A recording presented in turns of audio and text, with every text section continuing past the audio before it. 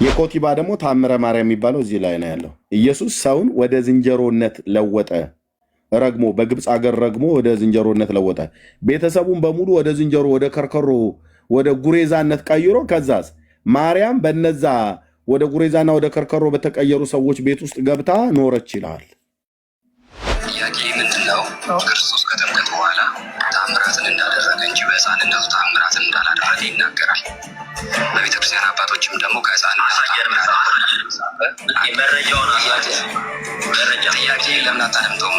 ተአምር አደረገ ብሎ የተናገረ የትኛውም አባት የለም።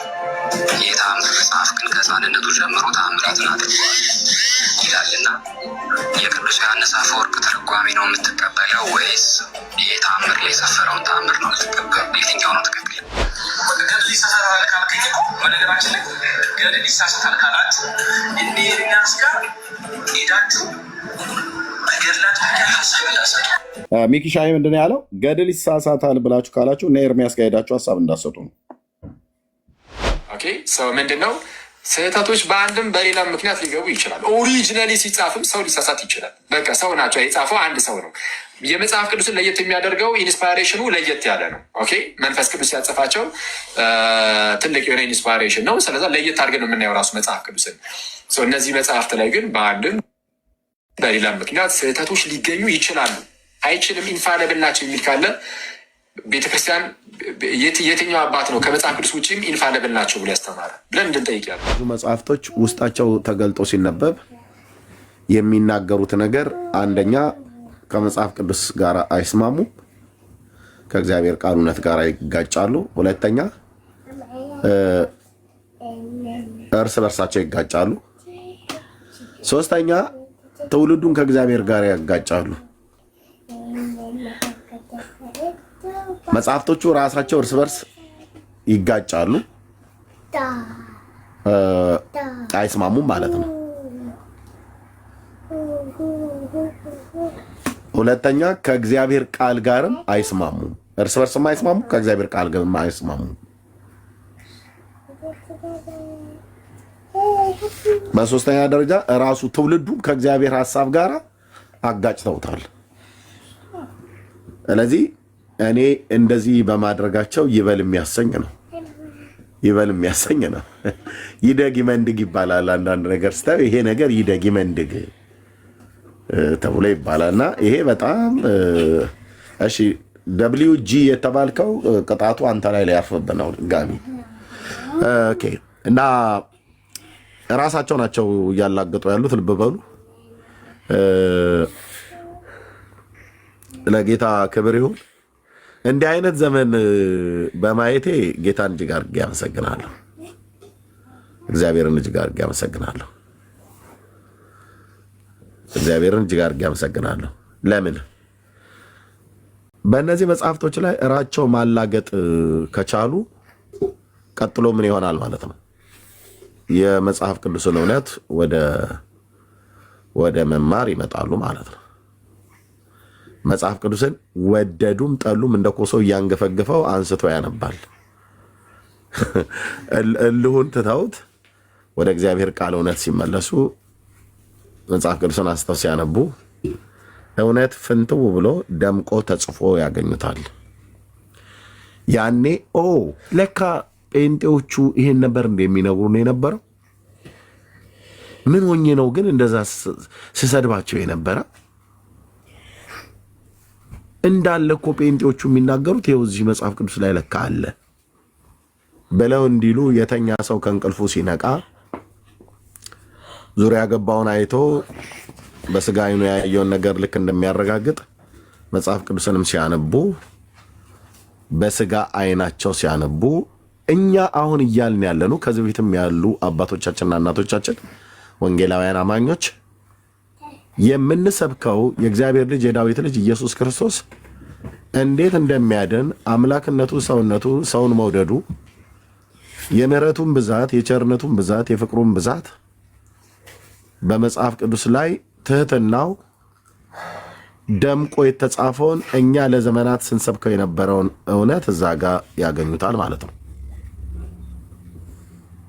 አንዳንድ ሰዎች ምን ይላሉ? እንዴ እኔ እኮ እንደዚህ እኮ አልመሰለኝም ነበር ኤርሚያስ፣ እንደዚህ ብለዋችሁ የሚያውቁ ሰዎች ገጥሟችኋል ብዬ አስባለሁ። እኔም ብቻ ሳይሆን እናንተንም። አንድ ወንድም ዮኒ የሚባል ወንድም ታውቁታላችሁ፣ እዚህ ሶሻል ሚዲያ ላይ የነበረ ኦርቶዶክሳዊ ወንድም ምን አለ? እኛ በኦርቶዶክስ ሃይማኖት ሳለን ማርያም ታማልዳለች፣ ማርያም እንደዚህ ብላ ትላለች፣ ማርያም እንደዚህ ሆናለች፣ ማርያም እንደዛ ናት፣ ማርያም እንደዚህ ናት ተብሎ የሚባለው ነገር በሙሉ ሲነገረን የነበረው ነገር ሁሉ በመጽሐፍ ቅዱስ ላይ ያለ ነበር የሚመስለኝ እና ከዚህም የተነሳ ለብዙ ዘመን ይሄንን ስል ኖር ያለሁኝ።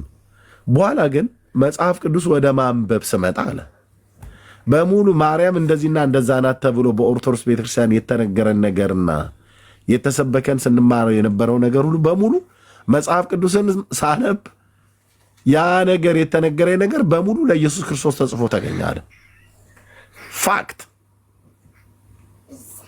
አየ ያ ለማርያም ነው ተብሎ የተባለው ነገር በሙሉ ለኢየሱስ ሆኖ ተገኘ። ምን ሲያነብ? መጽሐፍ ቅዱስን ሲያነብ። ኦርቶዶክሳዊ ወንድም ዮናስ የሚባለው ማለት ነው። አሁን መጽሐፍ ቅዱስን የሚያነብ ትውልድ እግዚአብሔር በምድራችን ላይ እያበዛ ነው። በተለይ ወጣቱ ማለት ነው። እውነቴን ነው የምልህ፣ በብዙ ነገር እያላገጠ ነው። ዘንድሮ ጥምቀት ቀዘቀዘ፣ ሃርሞኒካ ዳንስና ጭፈራ አልነበረም። አዲስ አበባ ሲጠፋ ጎንደር ላይ ደግሞ ደመቃ ምናምን ነገር እየተባለ እዛም ደግሞ ማጉረምረሙ ደግሞ ጀምሯል። የሙዚቃ ድግስ አሁን ሁሉም እየወጡ እየተናገሩ ነው። በሚቀጥለው ጊዜ አሉ አንድ ጳጳስ ናቸው ቆሞ ሲናገሩ በሚቀጥለው ጥምቀት ዘፋኞቹ አርቲስቶቻችንን በቅድስት ሥላሴ ቤተክርስቲያን በምናዘጋጀው የመዝሙር የዘፈን ኮንሰርት ላይ ለሚመጣው ዓመት ጥምቀት ተዘጋጁ ተብሎ ማስታወቂያ ሁሉ ሊነገር ይችላል ከወዲሁ ነገሩን ካልቀጨኑ ብለው አሉ። እውነት እኮ ነው።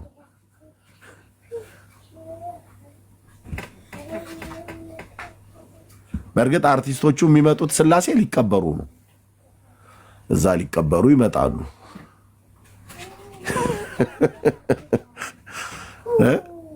ሊቀበሩ ይመጣሉ።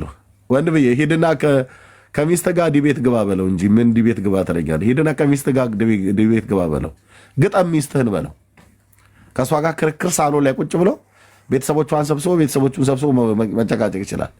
ሂድና እንደዛ በለው። እሺ ወንድም አለም የጠራኸውን ሰውዬ ከሚስትህ ጋር ዲቤት ግጠም። ክርክር አይደል ያማረው? ቁጭ ብሎ አስቤዛው መቼ ነው የጨረሽው? አንቺ ባለፈው አልነበረ ዘይት የገዛውልሽ? ዘይቱ ስንት ነው የምትጠቀሚው? በሲሪንጅ እየቀዳሽ ተጠቀሚ አላልኩሽም እንዴ?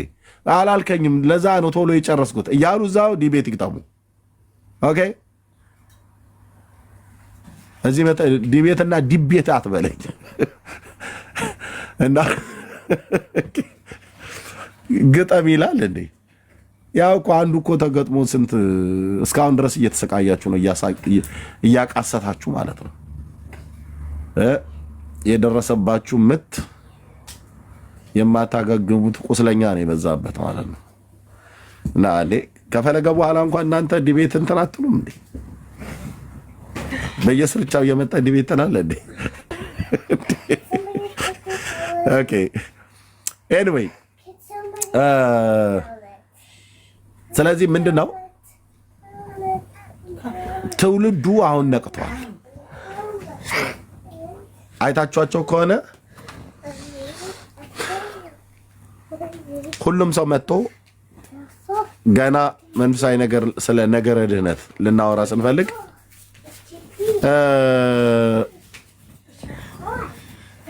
ነገረ ድህነት በመጽሐፍ ቅዱስ እናወራ ብለህ ስትላቸው ኦኬ ይሉሃል።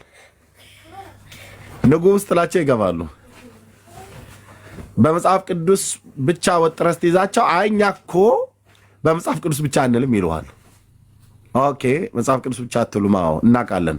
ታዲያም እንደምትሉት እኛ በሌሎችም መጽሐፍት እናምናለን ይሉሃል። ኦኬ በምታምኑባቸው መጽሐፍቶች እንጥቀስባቸው ለሰን ለምንድን ነው እነሱን ግምት ነኩት? እናንተ ለምንድን ነው ገድላት ድርሳናት ውስጥ የምትደበቁት ይላል እንዴ? ኤርሚያስ ገድላት ድርሳናት ውስጥ ምን ይሁንልኝ ብሎ ነው የሚደበቀው? ራሷ ኦርቶዶክስ እንኳን ሊደብቃት አልቻለም። ኦርቶዶክስ እንኳን በገድላት ድርሳናት ውስጥ ልትደበቅ አልቻለችም። ጥሩ አዳኝ አድኖ እንደሚያገኘው እንስሳ ተገኝተሃል፣ ተይዘሃል፣ አደባባይ ማለት ነው። እና ገና መጽሐፉን እኛ ገድላት ድርሳናት ለመከራከሪያ አይሆኑም ተብሏል። ማን ያለው? አይ ለትምህርት አይደሉም። ከዛ ደግሞ ይመጡና የሃይማኖታችን ማጽኛ ናቸው ይላል። ሃይማኖት በምን እንደሚጸናው? በትምህርት። ሃይማኖት በትምህርት ከጸና ታዲያ ገድላት ድርሳናት ትምህርት አይደሉም ወይ? አቤት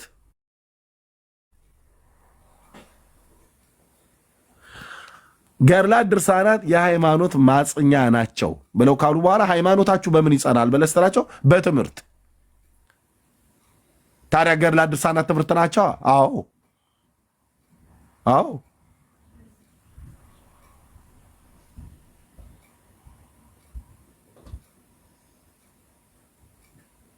አይ እኛ ግን እምልህ እንደዛ አይደለም። እኛ እኮ ለበረከት ያህል ነው እንጂ ብሎ ይላል። እና እንኳን እኔ ልደበቅባቸው አይደለም ኦርቶዶክሳውያን፣ እናንተ እንኳን ተደብቃችሁ ሊሸፍኗችሁ ሊሸሽጓችሁ አልቻሉም። ስለዚህ እስከዚህ የተነሳ አሁን አንዳንዶቹ ቀጥሎ ቪዲዮዎችን እናያለን በገድላት ድርሳናት ላይ እያላገጡ ነው። አንገፍግፏቸው ማለት ነው። አይታል አንድ ሰው በገድላት ድርሳናት ገብቼ እናገራለሁ እንዴ ሞግታለሁ ብሎ ያለ ሰው የለም። ካለም ተሳድቦ ነው የሚወጣው ማለት ነው። ያው ገድላት ድርሳናት ውስጥ ብዙ ስድብ ስላለ እና ተሳድቦ ይወጣላል ማለት ነው። ኦኬ እንኳንም ተነሳ እንደዚህ አይነት ትውልድ። ይሄ የሥራው ጸባይ ያመጣው ነው። እነዚህ መጽሐፍቶች መቼም ቢሆን ስለማይጠቅሟችሁ የእግዚአብሔርን ቃል መጽሐፍ ቅዱስን አንብቡ። ስታያቸው በስዕላት ያበዱ ናቸው። በጥሩ ከቨር የተጠረዙ ናቸው። ከቨራቸው በውጪ የተጻፈበት የታተሙበት ወረቀት በጣም ጥሩ ጥሩ ወረቀቶች ናቸው እና በውጭም በውስጥም ስታያቸው እንደዚሁ መጽሐፍቶቹን ላያያዝ በሚያመች የጽሁፉን ማቀማመጥ ለእይታ በሚያምር አይነት መልክ ተጽፏል። የተጻፈው ግን ብራዘር ነፍስ ገዳይ እንጂ ነፍስ አዳኝ አይደለም። ነፍስ ደግሞ እውቀት የሌለባት ትሆን ዘንድ መልካም አይደለም ብሎ እንደተባለ በእግዚአብሔር ቃል ላይ በምሳሌ 19:2 ላይ እንደተጻፈው ማለት ነው። የምትመገበው ነፍስህ የምትመገበው እውቀት ወይ ይገድልሃል ወይ ያድንሃል። ነፍስ ከእግዚአብሔር አምላክ የተካፈልናት ጌታ የሰጠን ስለሆነች መጽሐፍ ቅዱሳችን ከአምላክ አፍ የወጣው ቃል እንጂ ለአንተ ለነፍስ መብል የሚሆነው ደብተራዎች የሆነ ጥጋ ጥግ ላይ ቆመው የጻፉት መጽሐፍ አይደለም። ኦኬ አይ ፉከራ እኮ ነው። ማነህ ዮ ፉከራ ቀረርቶ መቼ እናቴ ስንት አላችሁ ኤርምያስን መጽሐፍ ቅዱስ እውቀት የለውም ማልክ፣ ግን ገብተህ ፊትህ አይደለም ምላስህ ያልበዋል። መጽሐፍ ቅዱስ ለአውራህ ብዬ ብል ብሉይ ኪዳን ላይ ወስጄ እጥድሃለሁ እናስ ትቀቀላለህ ማለት ነው። በብሉይ ኪዳን እውቀት ጠንካራው ትምህርት እሱ ስለሆነ ማለት ነው። ግን ያው በኮሜንት ላይ ነው። አንድ ጥቅስ እኮ አታውቅም በቃል ብራዘርዬ፣ አንድ ጥቅስ እንኳን መጽሐፉን አንብበህ ልታስረዳ እና ልብ በሉ መጽሐፍ ቅዱስ የአምላካችን የእግዚአብሔር ቃል አይን ከፋች ነው፣ የልቦናዎችን አይኖች ያበራል። አምላካችን እግዚአብሔር ማን እንደሆነ የምሕረቱ ብዛት፣ የቸርነቱ ብዛት፣ የፍቅሩ ብዛት በባለፉት ትውልዶች ዓለም ከተፈጠረ ዘመን ከተቆጠረ ጊዜ ጀምሮ የተገለጠውን እውነት ይነግረናል። የእግዚአብሔር ቃል መጽሐፍ ቅዱስ እኔ የነገርኳችሁ ቃል ብሎ እንዳለ ጌታ መንፈስም ነው ሕይወትም ነው ብሎ እንዳለ የእውነት ታውቀዋለህ። የእውነት ታውቁታላችሁ።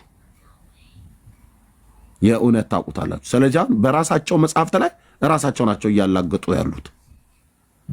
እኔ እንኳን ራሱ እንደዚህ ያላግጫ አላውቅም። ራሳቸው ማለት ነው። ለምን ውስጣቸው የተጻፈው ነገር ራሱ እንዴ ፓፓ ብራዘር እኔን እኮ መተህ እዚህ ጋር እንደውም አንዳንድ ኦርቶዶክስ ያመጣችሁ ቴንኪው ነው ልትሉ የሚገባው። በእውነት ቴንኪው ኤርሚያስ፣ እግዚአብሔር አምላክ ይስጥልን ማለት ያለበት። ለምን እኔ አሳይቻቸው ነው ሊቃውንት ጉባኤ ተሰብስበው መጽሐፍቶቻችን ጥራት ይጎላቸዋል ብለው ፓትርያርኩ እንዲናገሩ ያደረግናቸው። አቤት አዎ፣ ይኸውልህ በእነዚህ ሁሉ ዓመታቶች ውስጥ ተግቶ እንዳገለገለና ተግቶ ሐሰትን በአደባባይ ለመግለጥ እውነትን በአደባባይ ለመስበክ ተግቶ በቅንነት እግዚአብሔርን ላገለግለው ስለወጣው በእነዚህ ሁሉ ዘመናት እያንዳንዱን ነገር አይተው ነው የሊቃውንት ጉባኤ በባለፈው ተሰብስበው ብፁዕነታቸው ብፁዕ አቡነ ማትያስ ፓትርያርክ እሳቸው ራሱ መጽሐፍቶቻችን ጥራት ይጎላቸዋል እና ይሰብሰቡ እና ሊቃውንት ጉባኤ አይቶ አርሞ እንደገና እንዲታረሙ ይሁን፣ በግለሰቦቹ ላይ የታተሙትን አትቀበሉ ብለው ሲሉ ነበር። ቤተክርስቲያኒቱ ራሷ ነች ስትቀበል የነበረችው። ቤተክርስቲያኒቱ ራሷ በተስፋ ገብረስላሴ ዘብሔረ ቡልጋ የታተመውን መጽሐፍ ማንም ተቀበለ? ቤተክርስቲያኒቱ ናቸው የተቀበለችው። በነ ገብረስላሴ ብርሃኑ ማተሚያ ቤት የታተመው ማነው ሲቀበል የነበረው? ቤተክርስቲያኒቱ ናት። በአክሱም ማተሚያ ቤት የሚታተሙ በግለሰቦች የሚታተሙ በጎንደር ሊቃውንት መርጌቶች፣ በትግራይ ሊቃውንት መርጌቶች የታተመውን መጽሐፍት ማን ነበር ሲቀበል የነበረው? ቤተክርስቲያኒቱ ናት።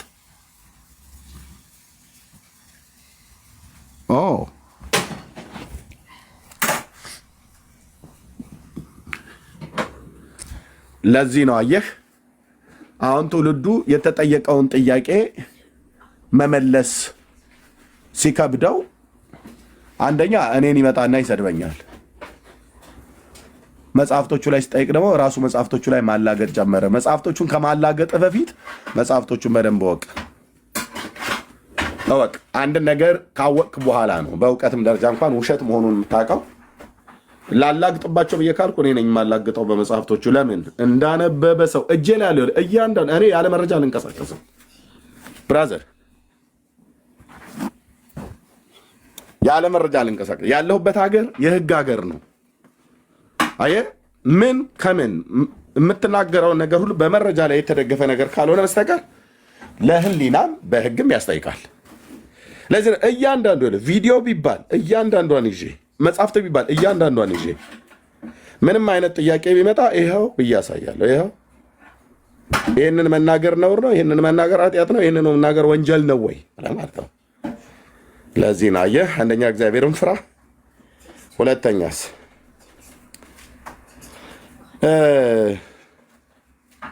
አይደለም እኔ ስለምናገረው ሌሎች እንኳን ስለሚናገሩት በትክክል መረጃ ላይ የተደገፈ መሆን አለበት ነው ብዬ እኔ በግሌ የማምነው። በመረጃ ላይ ያልተደገፈ ስም አጥፊነት ነው የሚሆነው እና በራሳቸው መጽሐፍቶች ላይ የሚያላግጡ ትውልዶች እየበዙ እየመጡ ነው ማለት ነው። ኦኬ፣ ለእግዚአብሔር ክብር ይሁን። ታምረ ኢየሱስ የሚባለው መጽሐፍ አንድ ኦርቶዶክሳዊ ገብቶ ከኔ ጋር በዚህ መጽሐፍት ላይ ሊያወራ አይችልም። ለምን? መጽሐፉን ሙሉ በሙሉ ነው ያነበብኩትኝ። ትልቁን ታምረ ኢየሱስ ማለት ነው። አረ አወራለሁ ኤርሚያስ ማን ስለሆንክ አንተ ብሎ የሚል ሰው ካለ ግን ካለ ይምጣና እዚህ ገስት ላይ የገባበትን ቀን ይረግመውና ይወጣል ማለት ነው። ለምን? መጽሐፉን ነው የማሳየው። ራሱ ነው ረግሞት የሚወጣው ቀኑን። በምን ቀን ነው እዚህ ገስት ላይ ገብቼ እንዲህ አይነት እኔ የማላቀውን ጥያቄ የምጠይቀኝ ብሎ ራሱ ረግሞ ይወጣል እንጂ እኔ ያረግመውም ምንድነው ዲስከሬጅ አላረገውም፣ አልንቀውም። ለምን? አይ በቦልድነስ በኮንፊደንስ የምትናገረው መጽሐፉን መግዛት ብቻ አይደለም፣ መጽሐፉን ከገዛ በኋላ ማንበብ ነው። ስታነብ ደግሞ ሙሉ በሙሉ በሚገባ በጥንቃቄ ጊዜ ወስደህ ነው ልታነባቸው የሚገባው። ደግሞ እነሱን ብቻ ማንበብም አይደለም፣ መጽሐፍ ቅዱስ የአምላክን እግዚአብሔርንም ቃል በጥንቃቄ ማወቅ ምክንያቱም መጽሐፍ ቅዱስ የምትመዝንበት ሚዛኑ የእግዚአብሔር ቃል ከሌለ በምን ትመዝናቸዋለህ? ለተጻፈው ሁሉ አሜን እያልክ በረከቱ አይደርብኝ በረከቱ ይደርብኝ እያልክ ነው የምታልፈው ማለት ነው። የኢየሱስ ክርስቶስን ስራ የጋረዱ ናቸው። ምን መረጃ አለህ ብሎ የሚል ሰው ካለ የነሸጠው እስኪ አንድ ቄስ ይግባ፣ አንድ ዲያቆን፣ አንድ መምህር። ምእመኑን ቶ ገብቶ ተሳድቦ ነው የሚወጣው። አንድ ቄስ እኮ ነው ያልኩት። አንድ ቄስ በስህተት የሚሆን በዓላማ ልኮስቲ ይግባ እዚህ ቤት። እንዴት እንደጋረዱ በነጥብ በግዕዝ በአማርኛ በገጽ በቁጥር ነው ማሳየህ።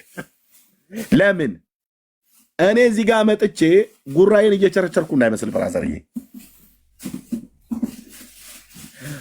በመጀመሪያ እዚህ ከመምጣቴ በፊት ገድላት ድርሳናት ጥርስ ከምላሱ አውጥቼ ዘቅዝቄ አራግፌ ነው ያነበብኩትኝ። አንድ አሁን የሚቧችር ኦርቶዶክሳዊ ዲያቆን ነኝ ምንድነው ጸበል ቀጂ ድምፅ ቀጂ የተባሉት ሁሉ በሙሉ ገጽና ምዕራፍ እኮ ከኛ ነው እኮ መጥተው የሚጠይቁት። ባለፈው አላየህ? ተመስገን ልኮ እኮ ነው የጎጃም ሕዝብ ገነት አይገባም ብሎ የሚል ኧረ የለም ውሸት አለ። ውሸት ነው የለም በፍጹም የተጻፈ የለም አለ ሲከራከሩ የነበረና ተሜ ነው መጥቶ ከታች በኮሜንት ምን አለ? ገጽና ምዕራፉ የት ነው አለ። ከማነው ከልደተ ቃል ጋር ቤት ውስጥ ቁጭ ብሎ ጎን ለጎን ቁጭ ብሎ የሽምብራ ቆሎ እየቆረጠሙልህ ጥሩ ነው። እኔም ቆሎ ስለምወድ ማለት ነው። እና የዛን ቀን እያመነዠህ ጠየቀው። ገጹ ግን የቱ ጋ ነው አለ። ተሜ መጣና ከታች በኮሜንት በልጠ ነው ሄድ ጠይቀው ኤርሚን ግባና ገጹን ጠይቀው ምዕራፉን ጠይቀው ምናምን ነገር ተሜ መጣና ሲጽፍ እኔ ደግሞ ነገርኩትኝ። ከዛ አዩት። ከዛ ቤቱን ከፍቼ ቤቱን ዘግቼ እንደውም ሄድኩኝ። የዛን ቀን ዘማርያም የሚባለውም ሰውዬ ልደተ ቃልም እና ተሜም ነበረ እና ገና እንደገባው አስወረዱኝ ማለት ነው። ልደተ ቃል አስወረደኝ በወቅቱ ማለት ነው። የገባሁት ላወራቸው ነበር እና አሁን በራሳቸው መጽሐፍት ግን እያላገጡ አሉ። ይሄ ደግሞ ዘመን ስለመጣ በጣም ደስ ይለኛል። ኦኬ፣ በራሳቸው መጽሐፍቶች ላይ እያላገጡ አሉ እና ይሄ እንዴት መጣ? መጽሐፍቶቹ የሚያወሩት ነው፣ አይቆሙም። ይኸውልህ ኦርቶዶክሳውያን እነዚህን መጽሐፍቶች ይዘው ጠዋት ፀሐይ የሞቁ ይደግሟቸዋል። ሌላ በተለይ እንደዚህ እንደኛ እንደ ወንጌላውያን አማኞች እነዚህን መጽሐፍቶች ባነበቡ ሰዎች ፊት መጥተው ቆመው እነዚህ መጽሐፍቶች ቅዱስ ናቸው፣ ንጹህ ናቸው ብለው ሊሉ አይችሉም። የአባቶቼ አምላክ እግዚአብሔር ይፋረደኛል እኮ አይችሉም። ለዚህ ነው አየህ እዚህ ተደብቆ 370 ምናምን ሰው ገና አሁን ስለከፈትኩ 370 ሰው ይሰማል። ከበስተኋላ ግን ስንት ሺህ ሰው ቢሃይንድ ባይ እንደሚሰማ ተደብቆ እንደ ኒቆዲሞስ ነው የሚሰሙት። መጣ ገባ ያ ሰውዬ። አዎ ገብተዋል አባታችን። እስኪ ክፈተው። እሱ ነው ያው ትንሽ መረጃ ላይ ቆሞ የሚናገረው። እኔ እኮ አላየሁትም ነበር እኮ በእውነት ብፁዕ አባታችን፣ በእውነት እኮ አላየሁትም ነበር። ይሄ መጽሐፍ እንደዚህ እንደሚል እኮ አላየሁትም ነበር ይላል። ምን ታምረ ኢየሱስና ቁርአን ተመሳሳይ እንደሆነ ስንት ሰው ያውቃል? ያው ለእኔ አሁን በመረጃ ነው የምናገረው፣ በጥላቻ አይደለም። ኦኬ፣ ታምረ ኢየሱስና ቁርአን ምን ያህል ተመሳሳይነት እንዳላቸው ስንት ሰው ያውቃል?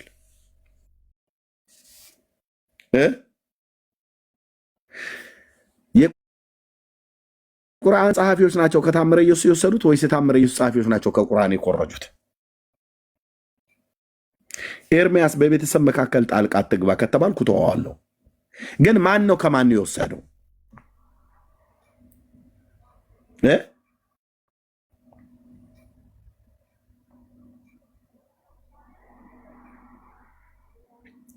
አንድ ሰው ቢገባልኩ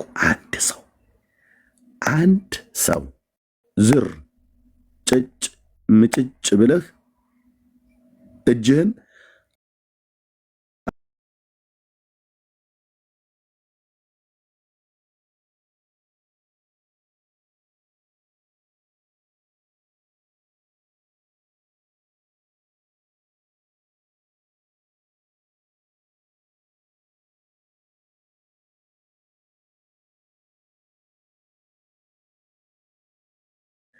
ከልጅነቱ ጀምሮ እናቲቱ ስታሳድገው ውሃ ቀርተ ልጄ አምጣልኝ ስትለው እየሄደ በመጎናጸፊያ ውሃውን እንደዚህ ይዞ ይመጣ ነበር። ያ በኋላ ደግሞ በፀሐይ ብርሃን ላይ ቁጭ ብሎ ልጆች እያዩት ልክፈትልህ እንዴ አገልጋዮች ሁሉ ያሉትን መጽሐፉ ስለሚል እኮ ነው የምነግርህ። እንጨት ሰብራህ ለቅመህ አምጣ ስትለው በዮርዳኖስ ሄዶ በደመና አስሮ በንፋስ ወጥሮ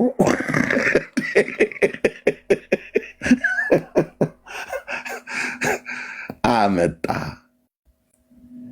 ከያም በዛቲ ዕለት በዕለታት አንድ ቀን ጌታችን ከሕፃናት ጋር እየተጫወተ ሳለ ድንገት አንድ ልጅ ተነስቶ የጌታችን ኢየሱስ ክርስቶስን ደረቱን ረገጠው። ጌታችንም በዚህ ሰዓት ላይ ያ ሕፃን ደረቱን ሲረግጠው አንተ ልጅ ሕይወት ዛሬ ከአንተ ላይ ተቆረጠች ሲለው ያ ሕፃን ወዲያው ወደቀና ሞተ።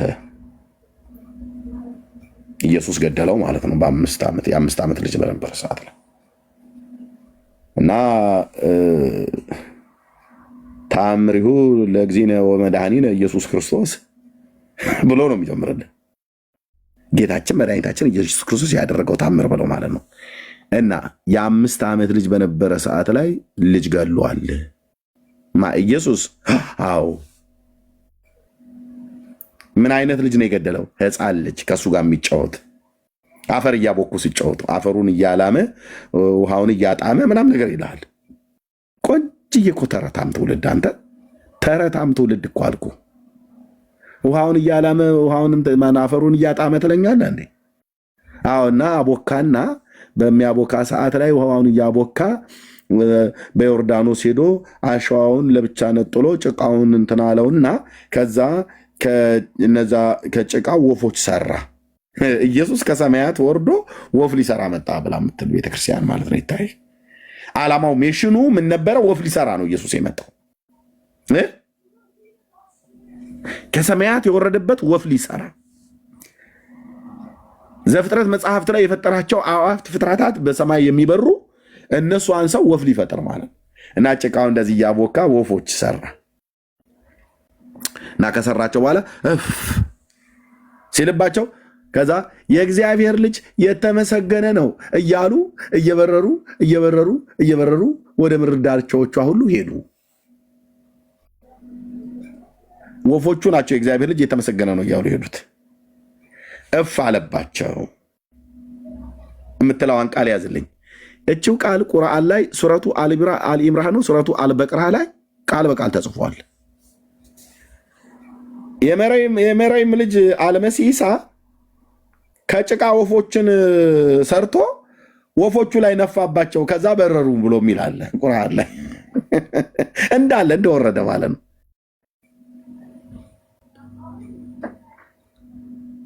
ያው የሶሪያ ወንዞች ብያቸዋል፣ አባና እና ፋርፋ ሁለቱ ከድሮም የሚፈሱ እነሱ የትኛው ከማንኛው እንደቀዳ አይታወቅም፣ የትኛው ከማንኛው እንደኮረጃ አይታወቅም። እሱኛውን ሶርስ ገና አላገኘሁትም፣ ግን አንዱ ከአንዱ ቀርቷል።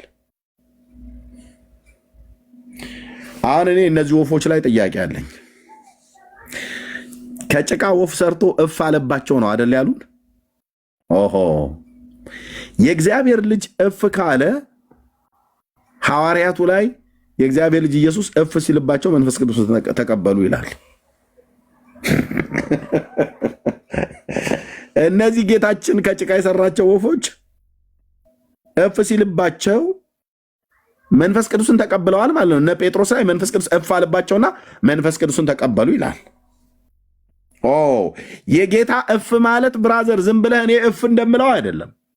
ኢየሱስ እፍ አለብህ ማለት ወይ መንፈስ ቅዱስን ትቀበላለህ አንድ፣ ወይ ደግሞ አምላክ ስለሆነ ስግው ቃል ስለሆነ በዘፍጥረት መጽሐፍ ምዕራፍ 2 ቁጥር 7 መሰረት እፍ ካለበት አዳምንም ይላል አይደል? እግዚአብሔርም ሰውን ከምድር አፈር አበጀው በአፍንጫውም የሕይወት እስትንፋስ እፍ አለበት ሰውም ሕያው ነፍስ ያለው ሆነ ይላል። ያዝ እንግዲህ የኦርቶዶክስ ተረት ላይነሳ በመዶሻ ከትክቼ ከትክቼ ከትክቼ ከትክቼ ማለት ነው። ኢየሱስ እፍ አለባቸው አይደል? እነዛ ወፎች ላይ ታምረ ኢየሱስ ነው የሚናገረው አይደል? ኦኬ እፍ አለባቸው አይደል? ማለፊያ ጥሩ ገዥ ሰይ ደግ ብለን አንልም። እኔ ሞኝ አይደለሁም። ቃል ሕይወት ያሰማልን መንግስተ ሰማያትንም ያዋርስልን ብዬ አልልህም። ኢየሱስ እፍ ካለ ወይ ዘፍጥረት መጽሐፍ ምዕራፍ 2 ቁጥር 7 ላይ እንዳለው ሰው ሕያው ነፍስ ያለው ሆነ ተብሎ እንደተጻፈ ከእግዚአብሔር መለኮታዊ እስትንፋስ ተካፋይ ሆኗል ማለት ነው። በእግዚአብሔር አርያና መልክ የፈጠረውን ነው እፍ ያለበት። ሰው ላይ ነው እግዚአብሔር እፍ አለበት ተብሎ የተባለው። አንተ ምን አልክ ኤርምያስ? አዎ ደግሞ አለው ሰው ላይ ነው ጌታ ሰውን ነው ሲፈጥረው እፍ አለበት ብሎ የሚለው። ከርከሮና ጅብን እነዚህንም ፈጥሮ እፍ አለባቸው እንኳን አይልም። ይጣራልሃል እንዴ? ጥርስ ከምላሱ እያወጣው ማለት ነው።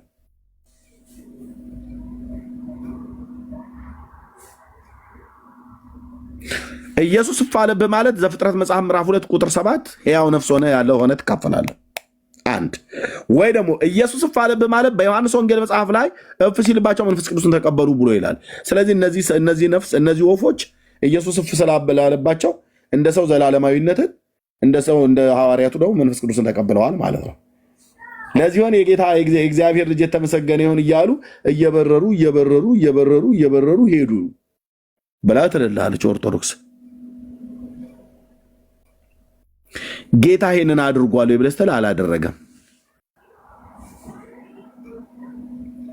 የተአምራቱ መጀመሪያ የት ነው የተደረገው? ጻፉልኝ ከታች። የተአምራቱን መጀመሪያ የት አደረገው ነው ያለው? የታመነው ፍቁረ እግዚእ የተባለው የጌታ ሐዋርያ ዮሐንስ ወልደ ዘብዴዎስ የመጀመሪያውን ተአምራትን አደረገ ብሎ ያለው የት ነው? ጻፉልኝ ከታች። እስኪ የሚያውቅ ሰው ይጻፍ። ኢየሱስ የተአምራትን መጀመሪያ የት ነው ያደረገው? አቤት በቃና አይደል? ሀኒቾ ከአውስትራሊያ ክራክ፣ አንተም አውስትራሊያ ትመስለኛል ባልሳሳት። አይደል ነው ሰው ብቻውን ይሆን ዘንድ መልካም አይደለም ብሎ ለአዳም የምትመቸውን ሴትን ረዳት ሆነው ዘንድ ፈጠረለት። ከዛስ የፈጠራትንም ሴት ወደ አዳም አመጣት ይላል የአምላኬ ቃል። ሃሌሉያ። ትዳር ማለት ነው። ዘፍጥረት መጽሐፍ ምዕራፍ 2 ቁጥር 23 እና 24 ላይ የፈጠራትንም ሴት የሰራትንም ሴት ወደ አዳም አመጣት ይላል። ኦኬ አንዴ ጠብቁ። በቀዳማዊ ኃይለ ሥላሴ ትርጉም ላድርገው 54 ትርጉም ማለት ነው። እና ጌታችን በመጀመሪያ የት ነው የመጣው ማለት ነው? ወንድም አለም ከ21 ጀምሮ እግዚአብሔርም አምላክ በአዳም ከባድ እንቅልፍ ጣለበት።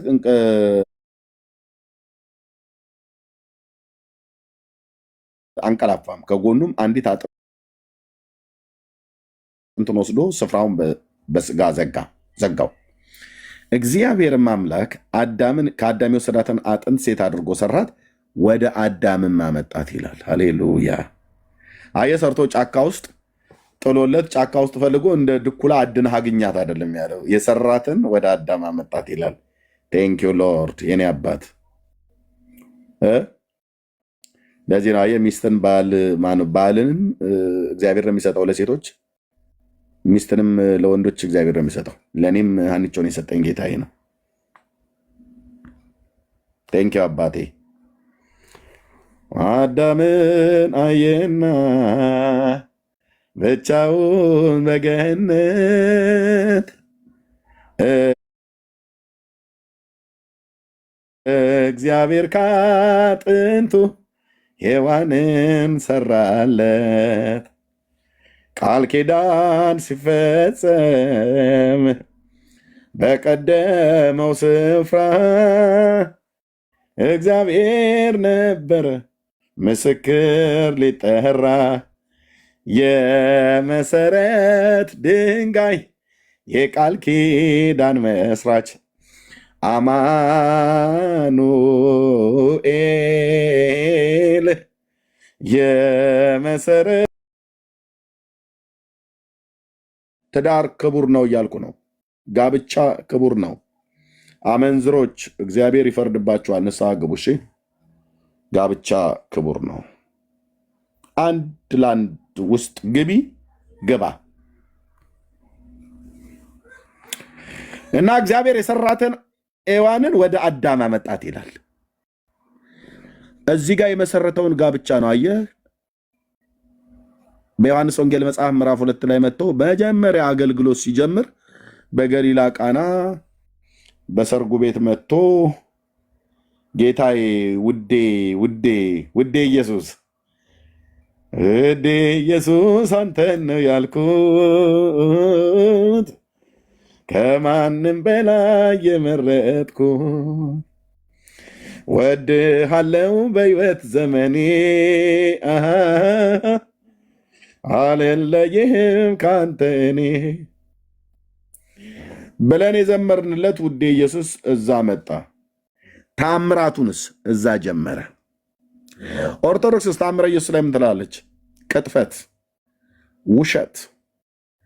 ውሸት በቀይ በጥቁር እስክሪብቶ ተጽፎ ተከሽኖ ለመጣ ጨጓራን መቃን ቀየር ዱፍተኒ ብሎ እንዳለ የአገሬ ሰው ዱለት አቅርቡልኝ ብሎ ሲሉት አንድ ማጨጓራ ከትፈው ሰጡት። ለእኔ ሀገር ህዝብ ማለት ነው።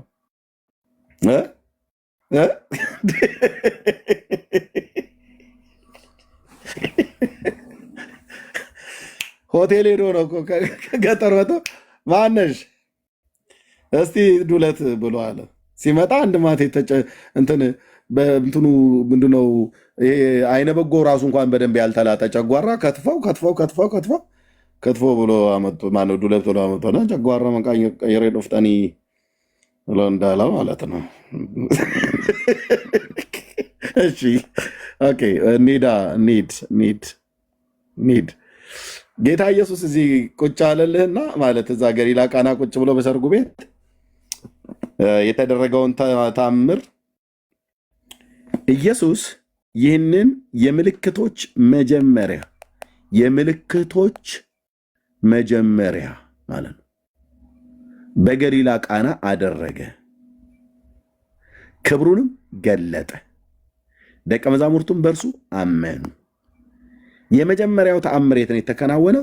ገሊላ ናዝሬት ነው፣ በሰርግ ቤቱ።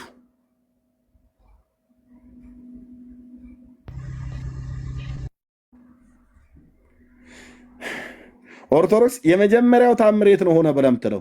የ5 ዓመት ሕፃን ልጅ በነበረበት ሰዓት ላይ ሕፃን ገደለ። ኢየሱስ ሕፃን ሆኖ ሕፃንን በመግደል ታምራትን አደረገ ትላለች ኦርቶዶክስ። የ7 ዓመትም ልጅ በነበረበት ሰዓት ላይ አሁንም እንደዚሁ ሌላ ልጅ ገደለ። የ9 ዓመትም ልጅ በነበረ ሰዓት ላይ አሁንም ሌላ ሕፃን ገደለ። ሕፃናቶቹ የተገደሉበት ምክንያት በተለይ የ5 ዓመቱ በጣም ያሳዝናል። ከጌታ ጋር እየተጫወተ እያለ ነው። ጌታም ከእሱ ጋር እየተጫወተ እያለ ነው። ጌታም አፈር እያቦካ እነዚህ ሲጫወት እነሱም ሲጫወቱ ያኛውም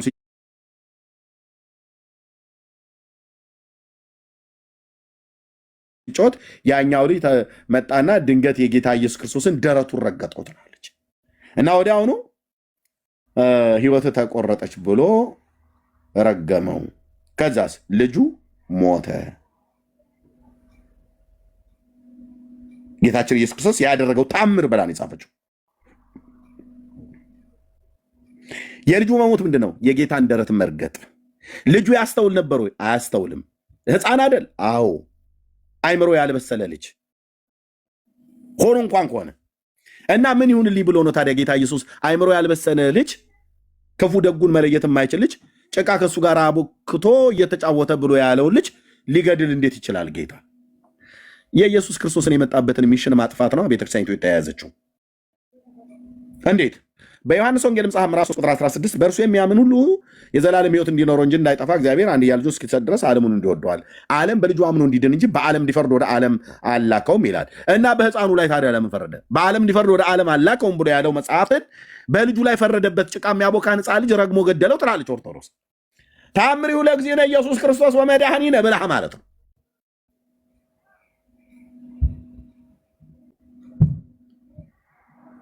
እኔ ምልህ እያወቁ እያሾፉበት ሲያላግጡበት የነበሩ ንገረን እስኪ አንተ መሲህ አይደለህ ነገ የሚመጣውን ታሳውቀናለህ እያሉ በሊቀ ካህኑ በቀያፋና በሐና ግቢ ሌሊቱን ሁሉ የጌታዬን አናት በመቃ ሲደበድቡት የነበረው ፊቱን በከለሜዳ ጨርቅ ሸፍነው ሲያሾፉበት ሲቀልዱበት የነበረውን እንኳን አባቶ የሚያደርጉትን አያውቁምና ይቅር በላቸው ነው ያለው። ምስማር እጁ ላይ እስከቸነከሩበት ሌሊቱን ሁሉ እየተፈራረቁ ሲደበድቡት ያደሩት ላይ ረገማቸው። ኖ የዮሐንስ ወንጌል መጽሐፍ ምዕራፍ ማን ነው የታምረ ኢየሱስ የ5 ዓመቱ ተሳስቼ ነው ይቅርታ ወገኖች። ኦርቶዶክስ የ2 ዓመት ልጅ ሆኖ ነው የጀመረው ነው ብላ የምትል ግድያ ለምሳሌ ታምረ ማርያም ማለት ነው። እንደዚህ ነው አውጥቼ ማሰጣለህ ማለት ነው። ጌታችን መድኃኒታችን ኢየሱስ ክርስቶስን እናቱ ቅድስት ድንግል ማርያም ያው በማቴዎስ ወንጌል መጽሐፍ ምዕራፍ 2 ላይ እንደተጻፈ ሕፃኑና እናቱን ይዘህ ወደ ግብፅ ተሰደድ ብሎ እግዚአብሔር በመልአኩ በኩል ለዮሴፍ ነግሮታል። እና ከዚህም የተነሳ ከገሊላ ናዝሬት ተነስቶ ወደ ግብፅ ገብቷል ዮሴፍ። ግልጽ ነው የተጻፈ ነው በመጽሐፍ ቅዱሳችን የምናምነው። እና በግብፅ ሀገር በነበሩበት ሰዓት ላይ በቆላ ሳፍጥ ሸለቆ በሚባል በዛ እየሄደች እያለች እመቤታችን ይልሃል። ከዛ ስትሄድ የምታድርበት ቤት ታጣለች። ጀመረ ማለት ነው ተረት። አሁን ፈንሻና ቡናህን ያዝ፣ ሻይ ካለ አጠገብ ያዝና ቁጭ በልና እጅን አገጭ ላይ ደገፍ አድርገህ መስማት ነው። ማለቂያ ስለሌለው የተጻፈው ማለቂያ ስለሌለው የተጻፈውን ስላነበብኩት እተርክልሃለሁ። እና እየሄደች እያለች የግብፃውያን ሴቶች መልኳን ማማር አይተው ሶስና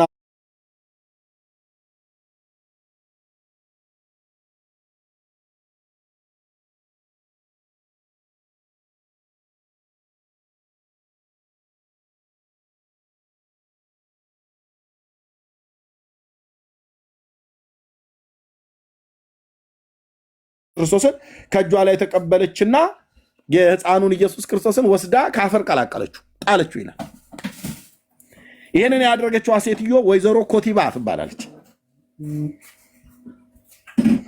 ዘማሪ ዳግሻ ይወዳታለች ሴትዮ።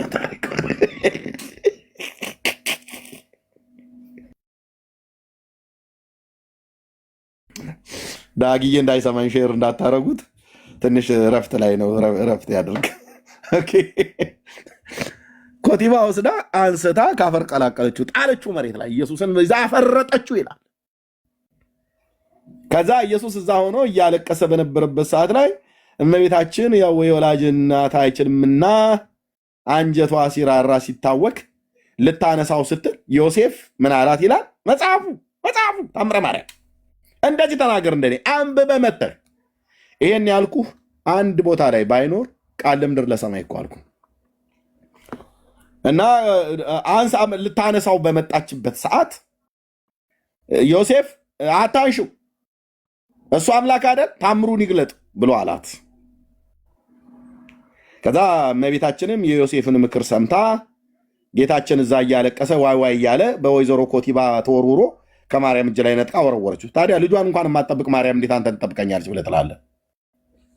ልጇን እንኳን የማንም ተራ ሴትዮ አሁን ታሪኩ እንዳላችሁት አንዲት ግብፃዊት አሕዛብ ልጇን እንዴ እኔ ልጄን አንስታ አፈርጣለሁ ብለህ ብትል አፈርጣለሁ ስለ መድኃኒዓለም ምስክሬ ማን አንተ በእኔ ልጅ ላይ የምትቀልደው? እና ወረወረችው ምናም ነገር ይልሃል። እና እሷ ደግሞ እናት ናትና ራራችለትና ልታነሳው ስትል ዮሴፍ ታዩ አምላክ አይደል እንዴ ታምሩን ይግለጥ ብሎ ሲላት ተወችው። እዛ ሕፃኑ ኢየሱስ ያለቅስ ነበር በግዛ በግብፅ ምድር። ማርያም ዝም ብላ ታየዋለች፣ ዮሴፍም ዝም ብሎ ያዋል። ታምሩን ይግለጥ ልጅ ሕፃን አይደል ምናም ነገር ብሎ ከዛ ጌታችን ወዲያውኑ ታምር ገለጠ የ2 ዓመት ልጅ በሆነ ሰዓት። ከዛስ የኮቲባ ቤተሰቦች በሙሉ ዝንጀሮ እየሆኑ ወደ ጫካ ገቡ። ሲረግማቸው ወደ ምን ተቀየሩ? ወደ ዝንጀሮ። የስንት ዓመት ነበር? የ2 ዓመት። የት? ግብፅ ውስጥ። ሕፃኑ ኢየሱስ የኦርቶዶክሱ ኢየሱስ ሰውን እየረገመ ወደ ዝንጀሮነት የቀየረው በግብፅ በቆላ ሳፍጥ ሸለቆ ተሰዳ ሳለች እመቤታችን እግዝእትነ ማርያም አቁራሪተ መዓት ሰዓሊተ ምሕረት አምላክ ወላዲት አምላክ ብሎ ነገር ይቀጣጥልላል ማለት ነው። ይህን ተረታም ትውልድ ባገኘው ወገብ አገዳውን ነው አልኩ ምለያየው በመረጃ አሁን እኔ ጥግ ጥግ ሆኖ እያየ ነው። እዚህ አይገባም። ምን ቦጣቸው ይገባሉ? እዛ በሌላ ቀን ሊያበሽቁ ሊያደርጉን ተረቱን ይዞልህ ምንም እንዳልተደረገ ሆኖ መጥቶ አሜን ይልላል። ህዝባችን ደግሞ በቃ አሜን አሜን በስመ አብ ወወልድ ወመንፈስ ቅዱስ አሐዱ አምላክ ብሎ ይጀምር እንጂ ቀጥሎ ምን እንደሚባል ሳያውቅ አሜን አሜን አሜን አሜን አሜን መጨረሻውም ላይ ቢስሚላህ ብሎ ሲዘጋው አሜን ጸሎቶ ታግዘኝ ቡራኬው ትድረሰኝ ይላል። የምን ጸሎት? ምን አይነት ጸሎት? የትኛው ቡራኬ?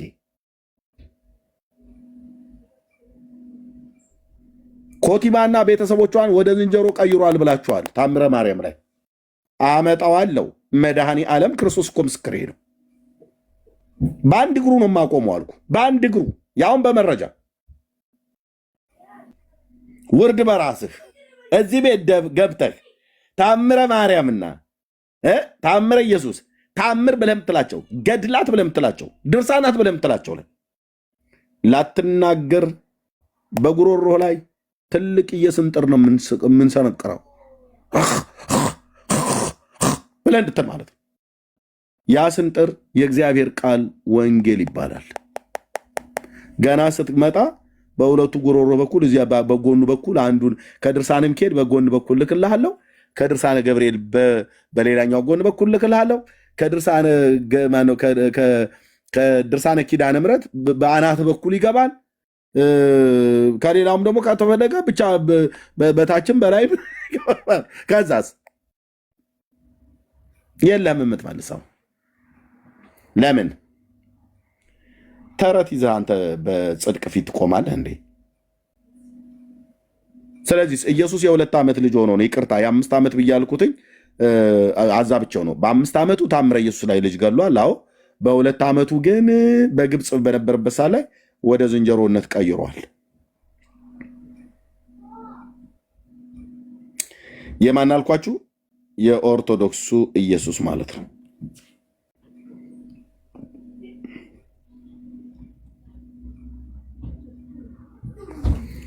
ስለዚህ ይሄንን መጽሐፍ ይዞ ማውራት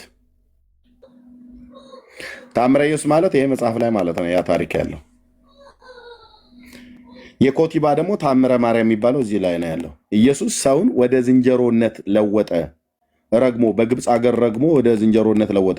ቤተሰቡን በሙሉ ወደ ዝንጀሮ፣ ወደ ከርከሮ፣ ወደ ጉሬዛነት ቀይሮ ከዛስ ማርያም በነዛ ወደ ጉሬዛና ወደ ከርከሮ በተቀየሩ ሰዎች ቤት ውስጥ ገብታ ኖረች ይላል። ይመጣና ርህርተ ህሊና ይልልኛል እኔ ጋር መጥ ማለት ነው።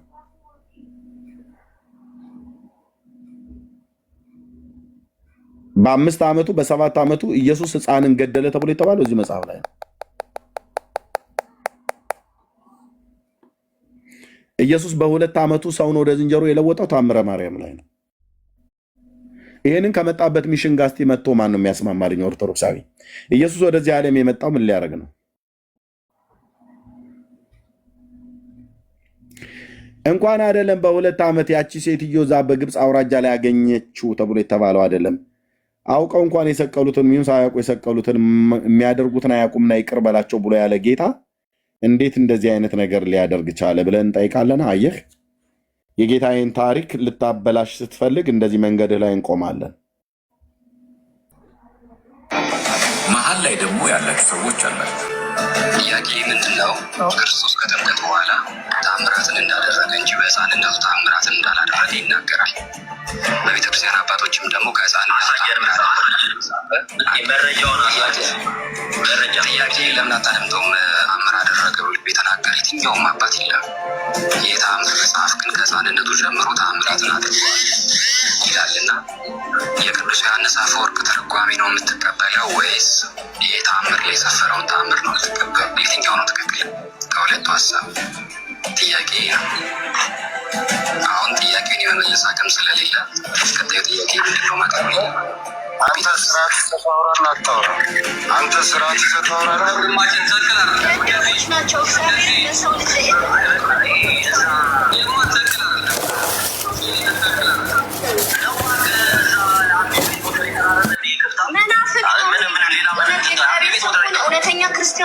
እንዴት አንተ በሰው ትመራለህ? በራሱ አትመራም እንዴ? በስመ አብ ታቸው ተካትላት እንደዚህ እስከሞት የምትከራከርላቸው እና እነሱ አውጥተው ጥለው አቃጥለዋቸዋል። አንድ በጣም እገረማለሁ እዚህ ነገር ባይዘው እነሱ መጽሐፍቶቻቸው ፈትሸዋል ነበረ። ብዙ የመጣው ከነሱ ነው፣ ከግብጾች ነው የመጣው። ከዛ ስለመጡ ክርስቲያኒቲ ሲቀበሉ ብዙ የፈጠሯቸው ከዛ ከነበራቸው የፓጋን እምነት ደባልቆ የፈጠሯቸው ብዙ ነገሮች አሉ። ኢማጂነሪ ናቸው እነሱ። ብዙ ነገር ይጽፋሉ፣ ብዙ ነገር አድርገው ነበረ እና ከዚህ ተደባልቆ የመጣ ብዙ ነገር አለ ማለት ነው። እናንተ እግዚአብሔር አምላክ ያላችሁ አደገኛው አካሄድ እሱ መለያቸው በጣም አደገኞቹ ከምናፍቃ ለዚህ ይብሳል። በጣም አደገኛ ምልክት፣ በጣም አደገኛ ማለት ነው። ገድል ይሳሳታል ካልከኝ እኮ በነገራችን ላይ ገድል ይሳሳታል ካላችሁ እንደ ኤርሚያስ ጋር ሄዳችሁ ሚኪሻይ ምንድን ነው ያለው? ገድል ይሳሳታል ብላችሁ ካላችሁ እነ ኤርሚያስ ጋር ሄዳችሁ ሀሳብ እንዳሰጡ ነው። ግማሹ ገድል ይሳሳታል ይላል፣ ግማሹ ገድል አይሳሳትም ይላል። አሁን ይሄ እዚህ ጋር የጠየቀው ልጅ ይኸው የመጀመሪያው ጥያቄ መሀል ላይ ደግሞ ያላችሁ ሰዎች አላችሁ። ጥያቄ ምንድን ነው? ክርስቶስ ከጥምቀት በኋላ ታምራትን እንዳደረገ እንጂ በሕፃንነቱ ታምራትን እንዳላደረገ ይናገራል። አየህ፣ ክርስቶስ ከጥምቀት በኋላ በ30 ዓመቱ አይደል የተጠመቀው ጌታ? አዎ፣ በ30 ዓመቱ ከተጠመቀ በኋላ ቅድም እንዳልኳችሁ ማለት ነው ወዲያውም ወደ ቅፍርናሆም ሄደ፣ ወደ ገዛ ሀገሩ ሄደ። ከዛም አገልግሎት ጀመረ። ብዙም ሳይቆይ አገልግሎት ጀመረ። በዛው አስቀድሞ በዛብሎንና በንፍታሌም ምድር ላይ ነው አገልግሎቱን የጀመረው። ታውቃላችሁ፣ ጌታ በመጀመሪያ በይሁዳ አይደለም አገልግሎቱን የጀመረው፣ በሰሜኑ ክፍል በሰማሪያ፣ ከሰማሪያም ደግሞ በዛብሎንና በንፍታሌም ምድር ላይ ነው የጀመረው። ያ የገሊላ ባህር ዙሪያ ሰሜኑ እስራኤል የዛብሎንና የንፍታሌም ምድር ነው ተብሎ የሚባለው። እነዛ ሁለት ከያዕቆብ ከ12ቱ አባቶች መካከል እነዛ ሁለት አባቶች የሰፈሩበት ኢያሱ ርስት ከሰጠበት ነገር አንዱ በገሊላ ባህር ዙሪያ ያለው ርስት ለዛብሎን ነገድና ለንፍታሌም ነገድ የተሰጠ ነው። ይሄንንም ደግሞ ትንቢት የተነገረ ነበር። ታስታውሱ ከሆነ በትንቢተ ኢሳይያስ መጽሐፍ እመለሳለሁ ወደዚህ ክፍል ላይ። በትንቢተ ኢሳይያስ መጽሐፍ ምዕራፍ 9 ላይ ምን ይላል የአምላካችን የእግዚአብሔር ቃል? ና ነብዩ እናንተ እያላችሁ እኮ ነው እዚህ ማንም እየቀለደ ያለ ማለት ነው። ነገር ግን ተጨንቃ ለነበረ ጨለማ አይሆንም ካለ በኋላ በመጀመሪያው ዘመን የዛብሎንና የንፍታሌምን ምድር አቃለለ ይላል። በኋለኛውም ዘመን በዮርዳኖስ ማዶ በባህር መንገድ ያለውን የአሕዛብን ገሊላ ያከብራል። ከዛስ በጨለማ የሄደ ሕዝብ ብርሃን አየ፣ በሞት ጥላ አገር ለሚኖሩ ብርሃን ወጣላቸው የተባለ ማለት ነው። ጌታችን ኢየሱስ ክርስቶስ በመጀመሪያ አገልግሎት የጀመረው ለነዚህ አባቶች በተሰጠ በንፍታሌምና በዛብሎን ምድር ላይ ነው። የንፍታሌምና የዛብሎን ምድር የት ነው ብለህ ብትል በገሊላ ሰሜኑ ክፍል ላይ ነው። በገሊላ አውራጃ ባለው በዛ ቦታ ላይ ነው እርስታቸው ማለት ነው። ኢዝራኤል ማፕ ዘ ታይም ኦፍ ጃሽዋ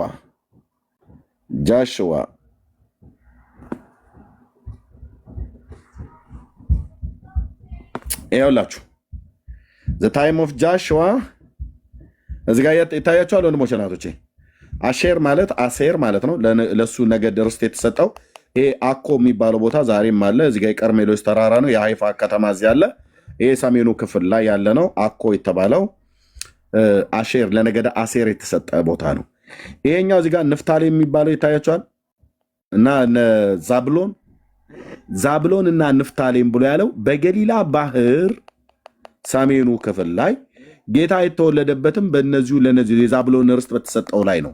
ናዝሬት አሁን ያለችው እነ ሜግዳል ያለችው ሰሜኑ ክፍል ላይ ሆነው ግን ጌታ ያደገበቱ ከተማ ያደገበቱ ናዝሬት እና ናይን የተባለውም እነ ጥብርያዶስ እነ ቅፍርናሆም እነ ቤተሳይዳ እነ ኮራዚን የሚባሉት ከተሞች በሙሉ በዚህ በገሊላ ባህር ዙሪያ ነው ያሉት። እነሄ ቦታ ደግሞ ርስት የተደረገው ለማን ነው? ለዛብሎንና ንፍታሌም ነው። አያው ውሃው ያለበት ማለት ነው። የአሕዛብ ገሊላ የሚባለውና የእስራኤል ገሊላ ተብሎ የሚጠራው ነበር ያኔ። ኢሳይያው ትንቢቱን ሲናገር እዚህ ጋር የተናገረው በመጀመሪያውም ዘመን የዛብሎን የንፍታሌምን ምድር አቃለለ ይላል። ጌታ አገልግሎቱን ሲጀምር የጀመረው ናይን ከተማ ውስጥ ነው። ለናዝሬት ቅርብ የሆነች ከሰርግ ቤቱ ነው የጀመረው። ታምራቱንም የጀመረው እዛ ነው። እንዲህ ነው አየህ፣ በጂኦግራፊም በመረጃም መውጫ መግቢያ እስኪያጠው ድረስ የምንሞግታቸው ማለት ነው። ኦኬ። ስለዚህ በጨለማ የሄደ ህዝብ ብርሃን አየ፣ በሞት ጥላ አገር ለነበሩ ብርሃን ወጣላቸው። ህዝብን አብዝታል፣ ደስታንም ጨምረሃል። በመከር ደስ እንደሚላቸው ሰዎች ምርኮን ሲካፈሉ ደስ እንደሚላቸው በፊት ደስ ይላቸዋል አለ። አዎ እውነት ነው። ቀርቦ ለነበሩት ሰላምን የምስራች ብሎ ሲሰብክ ጌታ ኢየሱስ ክርስቶስ ስብከቱን የጀመረ የት ነው? በናዝሬት ነው። ወደ ቅፍርናሆም መጣ፣ ከዛ ጥቂት ኖረ፣ ከዛ አገልግሎቱን ጀመረ ይላል።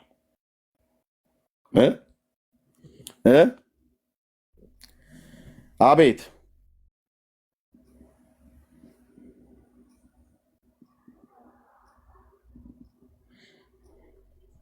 ከዛ ወዲያውኑ አገልግሎቱን ጀመረ።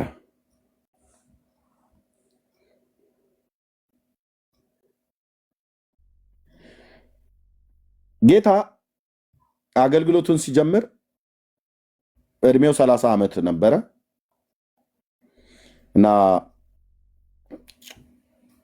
ተጠምቆ ወደ ምድረ በዳ ሄደ። ከምድረ በዳም ሲመለስ ወዳደገበቱ አገር መጣ፣ በዚያ ኖረ። ከዛ ወዲያውኑ አገልግሎት ጀመረ ማለት ነው። አገልግሎት የጀመረበት ሰሜኑ እስራኤል ክፍል ላይ ነው። የአገልግሎቱን መጀመሪያ ሲያደርግ ተአምራትን ሲያደርግ ያደረገው ናይን በተባለ ከተማ ነው። እሱም ደግሞ ለነገደ ዛብሎን በተሰጠ ርስት ውስጥ ይገኛል። ለገሊላ ባህር ቅርብ የሆነ ነው። ጂኦግራፊ አቀማመጡን ማሳይቻችኋለሁ። በእግዚአብሔርም ቃል ላይ በነቢዩ በኢሳያስ የተጻፈውን ነግሬያችኋለሁ። ስለዚህ ጌታችን ኢየሱስ ክርስቶስ አገልግሎቱን ሲጀምር የጀመረው በታምራት ነው። ይህንንም ታምራት የቃናውን ሰርግ ቤት ታምር የመጀመሪያ ታምር ተብሎ ተመዝግቧል ማለት ነው በመጽሐፍ ቅዱስ ላይ።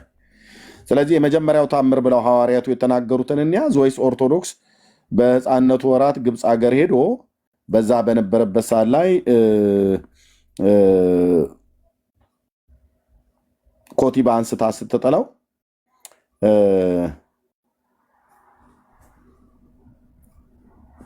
ኮቲባ አንስታ ስትጥለው ሰዎችን ወደ ውሻነት ቀየረ ምናምን ነገር ብሎ የሚል ነው። የትኛውን እንቀበል? የትኛውን እንቀበል? ወንድሞች እናቶች፣ መጽሐፍ ቅዱስ እንቀበል ወይስ የነ ወይዘሮ ኮቲባን ታምር ብለን እንቀበል? አንቀበልም። የነ ኮቲባ ተረት ነው፣ የመጽሐፍ ቅዱሱ ግን እውነት ነው። የመጽሐፍ ቅዱሱ እውነት ነው። ስለዚህ አሁን እርስ በርሳቸው በመጽሐፍቶቹ ላይ ካለመቀበል የተነሳ ገድላት ድርሳናት ላይ ራሳቸው እያላገጡ አሉ ማለት ነው ወገኖች። ኦኬ፣ ወደ ቪዲዮ እንመለስ።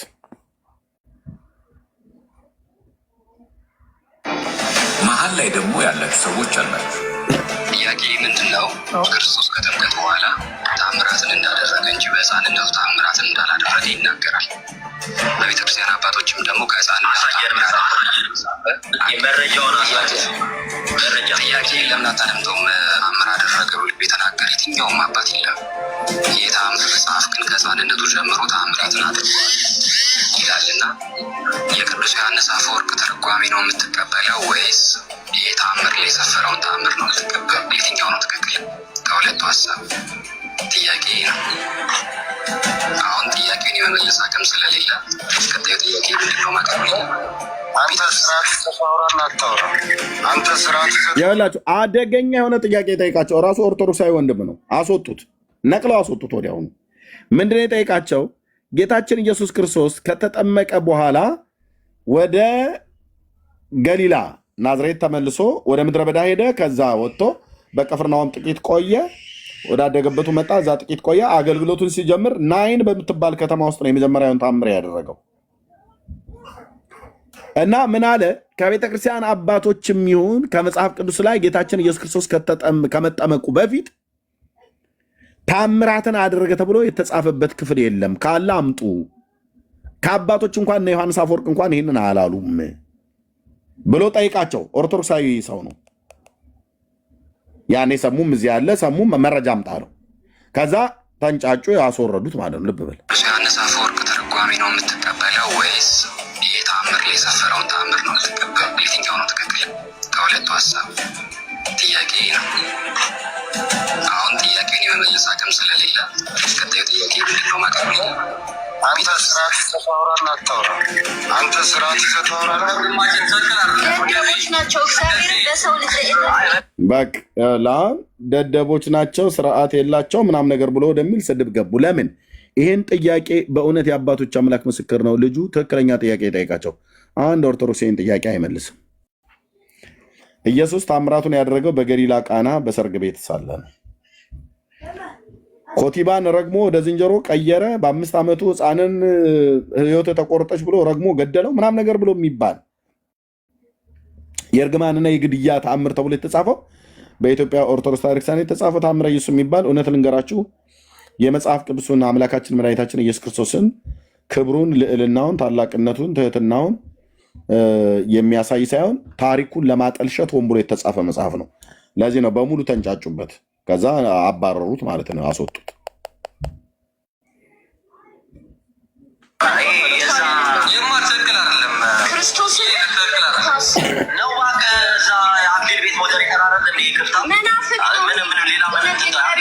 እውነተኛ ክርስቲያን ከሆነ እንዴት አንተ በሰው ትመራለህ? በራሱ አትመራም እንዴ? በስመ አብ ካፕታት እንደዚህ እስከሞት ትከራከርላቸው እና እነሱ አውጥተው ጥለው አቃጥለዋቸዋል። አንድ በጣም እገረማለሁ በዚህ ነገር። ባይዘው እነሱ መጽሐፍቶቻቸው ፈትሸዋል ነበረ። ብዙ የመጣው ከነሱ ነው፣ ከግብጾች ነው የመጣው። ከዛ ስለመጡ ክርስቲያኒት እቺ ደግሞ የኮፕቲክ ነኝ ብላ የምትል ሴትዮ ምን ትላቸዋለች? ግብጾች እኮ ራሱ እኮ በጣም ብዙ መጽሐፍቶች ነበሯቸው፣ ግን ፈትሸው ብዙዎቹን ጥለዋል፣ አቃጥለዋል አለች። ኢትዮጵያ መጥቶስ አይቃጠልም፣ አይጣልም። የእናቱን ቅቤ ቅርስ ነው ብሎ አንጠልጥሎ የሚይዝ ትውልድ ስለሆነ በፍጹም አይለቅም።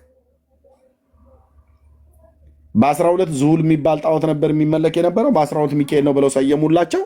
ሚካኤል 12ን አያውቀውም። ይሄው ይዞልሃል ህዝቤ ማለት ነው። መቼም ቢሆን አልለቅም ብሎ ማለት ነው። ግብጾች እነዚህን መጽሐፍት አውጥተው አቃጥለዋል አለች። በጣም ብዙ መጽሐፍቶች ነበራቸው፣ ጥለዋል አለች፣ አቃጥለዋል አለች። ኢትዮጵያውያንስ አያቃጥሉም፣ ይዘዋል። ሲቀበሉ ብዙ የፈጠሯቸው ከዛ ከነበራቸው የፓጋን እምነት ደባልቆ የፈጠሯቸው ብዙ ነገሮች አሉ። ኢማጂነሪ ናቸው እነሱ። ብዙ ነገር ይጽፋሉ፣ ብዙ ነገር አድርገው ነበረ እና ከዚህ ተደባልቆ የመጣ ብዙ ነገር አለ ማለት ነው። እናንተ እግዚአብሔር አምላክ ያላችሁ በጣም አደገኛው አካሄድ እሱ መለያቸው። በጣም አደገኞቹ ከምናፍቃን ለዚህ ይሰማ በጣም አደገኛ ምልከታ፣ በጣም አደገኛ ማለት ነው። ገድል ይሳሳታል ካልከኝ እኮ በነገራችን ላይ ገድል ይሳሳታል ካላት እኔ ኤርሚያስ ጋር ሄዳችሁ ገድላት ሀሳብ ያሳል። ያ ሚኪ ምንድን ነው ያለው? ገድል ይሳሳታል ብለው የሚሉትን ሰዎች ገድል ይሳሳታል ማብላችሁ ካላችሁ እና ኤርሚያስ ከሄዳችሁ መልስ ብላችሁ አትስጡ። ለገድላት ለድርሳናት አርፋችሁ ተቀመጡ ነው ያለ ያለው ሚኪ። ያው ገድላትና ድርሳናት አይሳሳቱም ብሎ ከሚሉት ወገኖች ነው። ሌሎቹ ግን ገድላት ድርሳናት ይሳሳታል ብለው የሚሉት ማቴዎስ እና ማርቆስ ሲላተሙ ታገኘዋለህ ወይ? የቁጥር ሁሉ ልዩነት ማለት ወይ?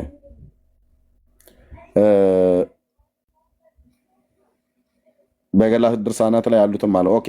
ለወንድሞች ሰላም እንዲሉ ለእህትየውም ጊዜ ልስጥና እኔም ትንሽ ውሃ ልጠጣ። እንኳን ደህና መጣችሁ።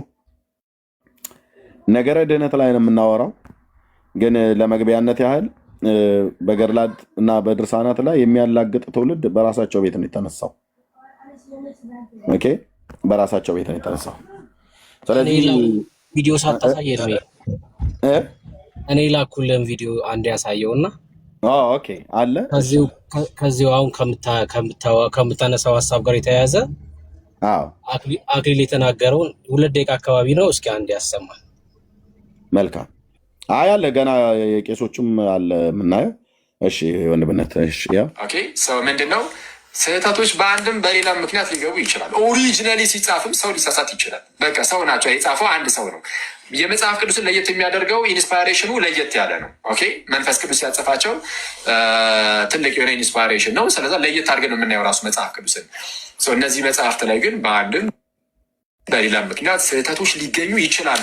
አይችልም ኢንፋሊብል ናቸው የሚል ካለ ቤተክርስቲያን የትኛው አባት ነው ከመጽሐፍ ቅዱስ ውጭም ኢንፋለብል ናቸው ብሎ ያስተማረ ብለን እንድንጠይቅ ያደረገናል። ምክንያቱም እንግዳ ትምህርት ስለሆነ እንግዲህ ሲሪየስሊ እንግዳ ትምህርት ነው።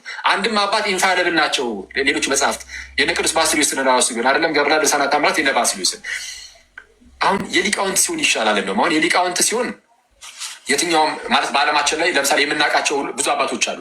እኛ ሀገር ብቻ ሳይሆን ሌሎች ሀገራት ላይ የሚታወቁ እነ ቅዱስ ዮሐንስ አፈወርቅ እነ ባስልዮስ ዘቂሳርያ ሌሎችንም ስለሚታወቁ ስራዎቻቸውም ይታወቃሉ። ስለዛ እንደው ተጠብቀው ይኖራሉ። ገድላት፣ ድርሳናት፣ ተአምራት ሲሆኑ ግን ምንድነው የሆነ አካባቢ ላይ ብቻ ይሆናል። ለምሳሌ ያለው ያ መጽሐፍ ለምሳሌ ገድላት፣ ድርሳናት፣ ተአምራት ውስጥ ኢትዮጵያ ውስጥ ብቻ የሚኖር አለ፣ ሌላ ቦታ ጭራሽ የማይታወቅ ማለት ነው። እና ኖርማል ነው። ይህ ምንም ችግር የለም፣ ጤናማ ነው። ኢትዮጵያ ውስጥ ብቻ መኖሩ ማለት ነው። የሚታወቀው ታሪክ ኢትዮጵያ ውስጥ ብቻ ከሆነ ይጻፋል። ቅዱሱ ኢትዮጵያዊ ከሆነም ኢትዮጵያ ውስጥ ነው ኦፍኮርስ ሊኖር የሚችለው የገድል መጽሐፉ እና ግን ችግር የሚሆነው ምንድን ነው? እንደነዚህ አይነት መጽሐፍቶች በየቦታው ስለማይገኙ አንደኛ የመበረዝ እድላቸው በጣም ሰፊ ነው። ስለዚ በጣም አንዳንድ መጽሐፍቶች በጣም ቴዎሎጂካሊ በጣም ጥናት የሚፈልጉ መጽሐፍት ራሱ ሊኖሩ ይችላሉ። በመጽሐፍ ደረጃ ውስጣቸው የሆነች ፓርት ብቻ ሳይሆን በመጽሐፍ ደረጃ ኢትዮጵያ ውስጥ ብዙ ጥናት የሚያስፈልጋቸው ነገሮች ሊኖሩ ይችላሉ። አሁን እኛ ዋናው ፎከሳችን ሃይማኖት የሚለው ላይ ስለሆነ አስተምህሮ የሚለው ላይ በደንብ ፎከስ አድርጉ ነው እንጂ በመጽሐፍት ደረጃ ተአምረ ኢየሱስ ለምሳሌ ጥናት ሊደረግበት የሚያስፈልገው አይነት መጽሐፍ ነው። ተአምረ ኢየሱስ ለምሳሌ በደንብ ጥናት ሊደረግበት ይገባል። መጽሐፉ ራሱ ምንጩ ከየት ነው የመጣው ምናምን የሚለው በደንብ ጥናት ሊደረግበት ይገባል። መጽሐፍ ቅዱስ ራሱ ለምሳሌ መጽሐፈ መቃቢያን ብለን የምንይዛቸው አሉ አይደል? እኛ ሀገር ኢትዮጵያ ውስጥ መጽሐፈ መቃቢያን አሉ። መጽሐፈ መቃቢያን 1፣ 2፣ 3 የተባሉት እነሱ ራሳቸው ቢሆን ድጋሚ ጥናት ሊደረግባቸው ይገባል። ለምን? ምክንያቱም ውጭ ካለው ከመቃቢያን ጋር ልዩነት አለው። ልዩነቱ እንዴት መጣ? አባቶችስ ሲጠቅሱ የነበሩት የትኛውን መጽሐፍ ነው ከተባለ የውጩን ነው። ስለዚ ይሄኛው መቃቢያን የትኛው መቃቢያን ነው የሚለውን አንዳንድ ነገሮች ጥናት ይፈልጋሉ። አሁን ችግሩ ምንድነው? ቦርድ ላይ አናይም። እዚህ ቲክቶክ ላይ ወንድምነት ቀጥሉ፣ መጣሁን ቀጥሉ። በጣም ነው የምናወራበት። ቀጥሉ፣ መጣሁ። እንግዲህ በገድላት ድርሳናት ላይ የሚያላግጥ ትውልድ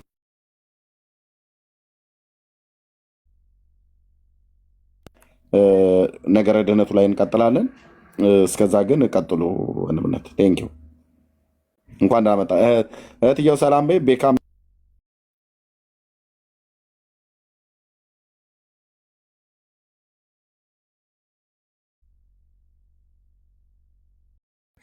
ሶሪ ወገኖች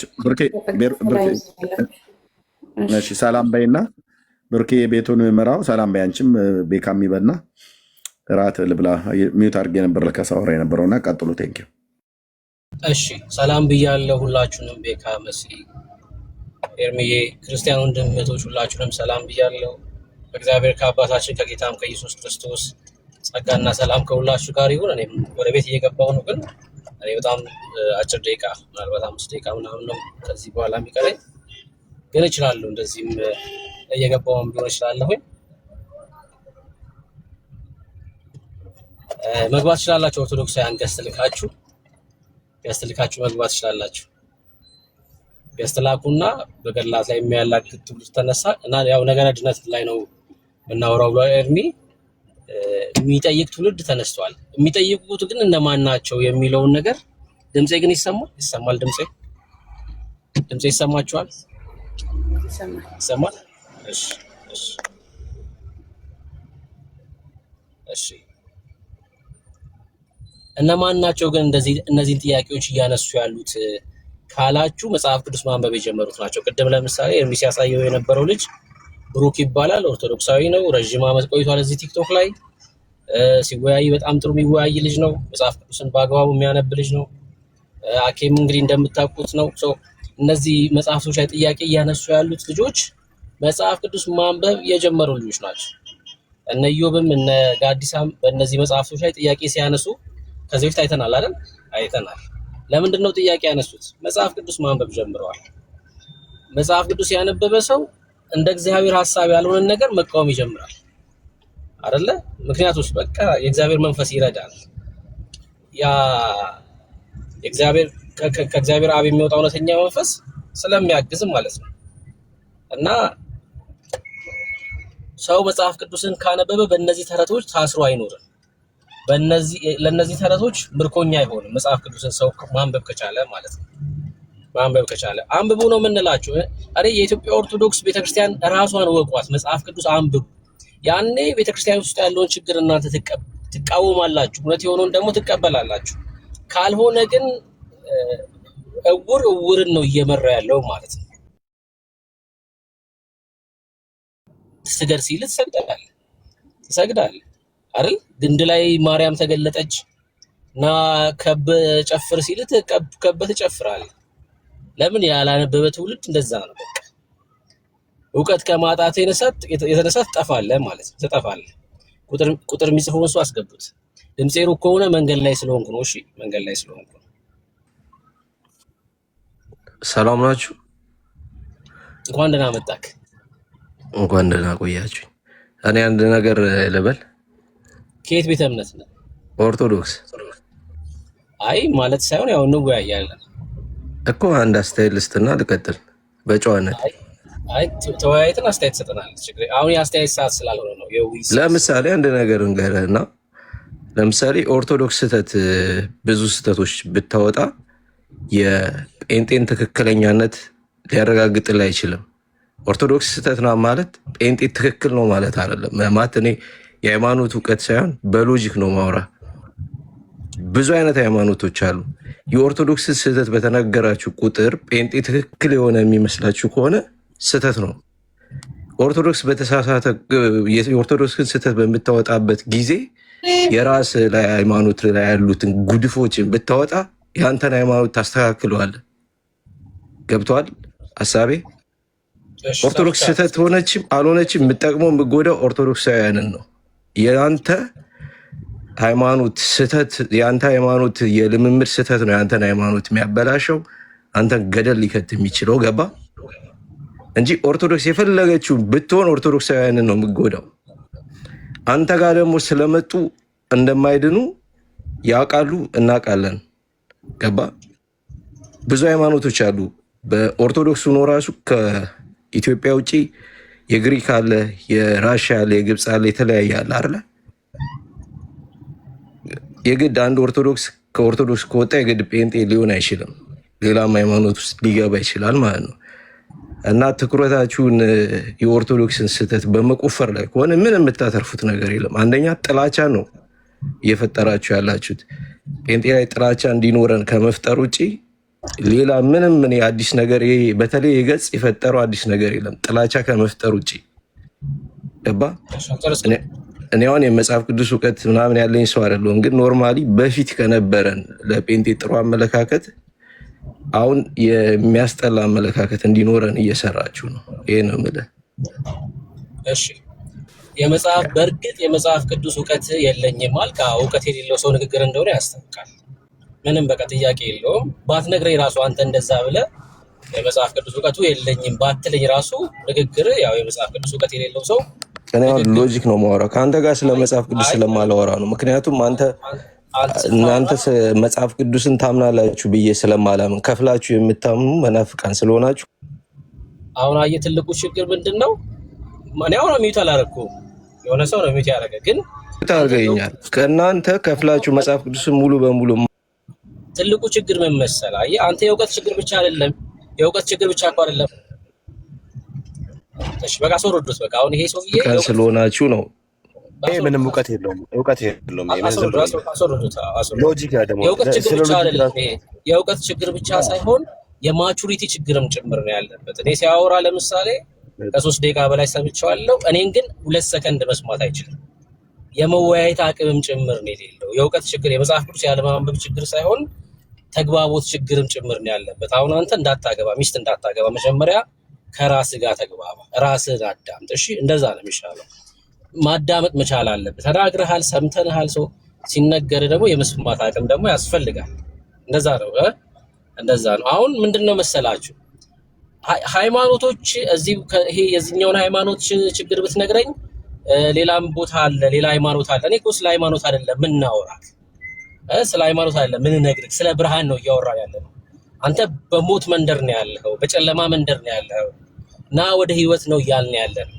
ና ወደ ኢየሱስ ነው እኛ የምንጠራ ወደ ኢየሱስ ነው ወዳጄ አይደል ወደ ኢየሱስ ነው ጴንጤነት ምናምንም ቢሆን አያድንም እናውቃለን አልክ መጽሐፍ ቅዱስ እኮ ማያውቅ ሰው ጴንጤነት ያድን ኦርቶዶክስነት ያድን አያውቅም እኮ በቃ አንተ አታውቅም ማያውቅ ሰው ጴንጤነት አያድንም ብሎ ሊናገር አይችልም ሲጀምር ጴንጤነት ያድናል ብለንም አናውቅም ምን እንደምንል እንኳን አታውቅም የሚያድነው ኢየሱስ ክርስቶስ ነው ጴንጤነት ያድናል ብለን አናውቅም በጭራሽ አዳኙ ኢየሱስ ክርስቶስ ነው በክርስቶስ ኢየሱስ ደግሞ አምነው የዳኑ ህብረት የሚያደርጉት ጴንጤ ጋር ብቻና ብቻ ነው አለቀ ምክንያቱም ኮተት ስለማንቀበል ማለት ነው የሰው ስርዓት ስለማንቀበል የፍጡር አምልኮት ስለማንቀበል ህብረት የምታደርገው ጴንጤ ጋር ነው ከ1 እስከ 30 ኢየሱስ የሚነገርበት ቦታ ብቻ ነው ህብረት የምታደርገው አሁን ይሄ የህብረት ጉዳይ ነው የሚሆነው ማለት ነው በክርስቶስ ኢየሱስ ከዳንክ በኋላ ህብረት ታደርጋለህ ለፍጡር የማይዘፈንበት ቦታ ህብረት ታደርጋለህ የት ህብረት ታደርጋለህ ወደ ፍጡር ጸሎት የማይደረግበት ስፍራ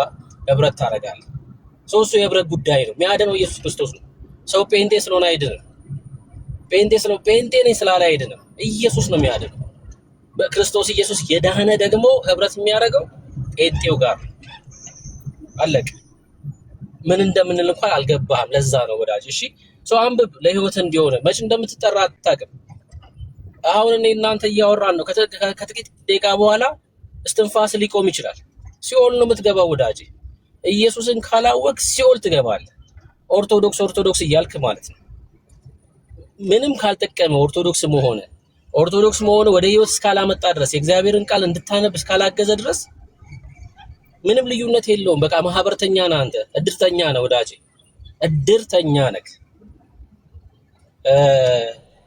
የሆነ የእድር አባል ከመሆን የተለየ አይደለም ማለት ነው እግዚአብሔርን ቃል አንብብ መጽሐፍ ቅዱስን አንሳ ራሱ ኦርቶዶክስ ምንድነው የምትለውን ራሱ ለማወቅ ሞክር ለምሬን ነው የምልህ ኦርቶዶክስ ምንድነው የምታስተምረው ያኔ ኦርቶዶክስ የምታስተምረውን ለማወቅ መጽሐፍ ቅዱስ ስታነሳ ስህተቱን ትረዳለህ ማለት ነው እንደ እግዚአብሔር ቃል ያልሆነውን ልምምድና ትምህርት ምን እንደሆነ መለየት ይችላል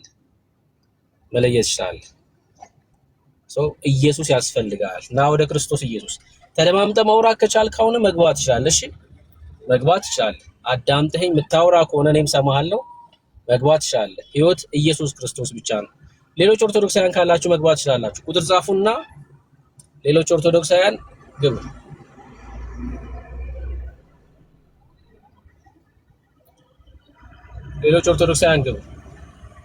ቁጥር ጻፉልን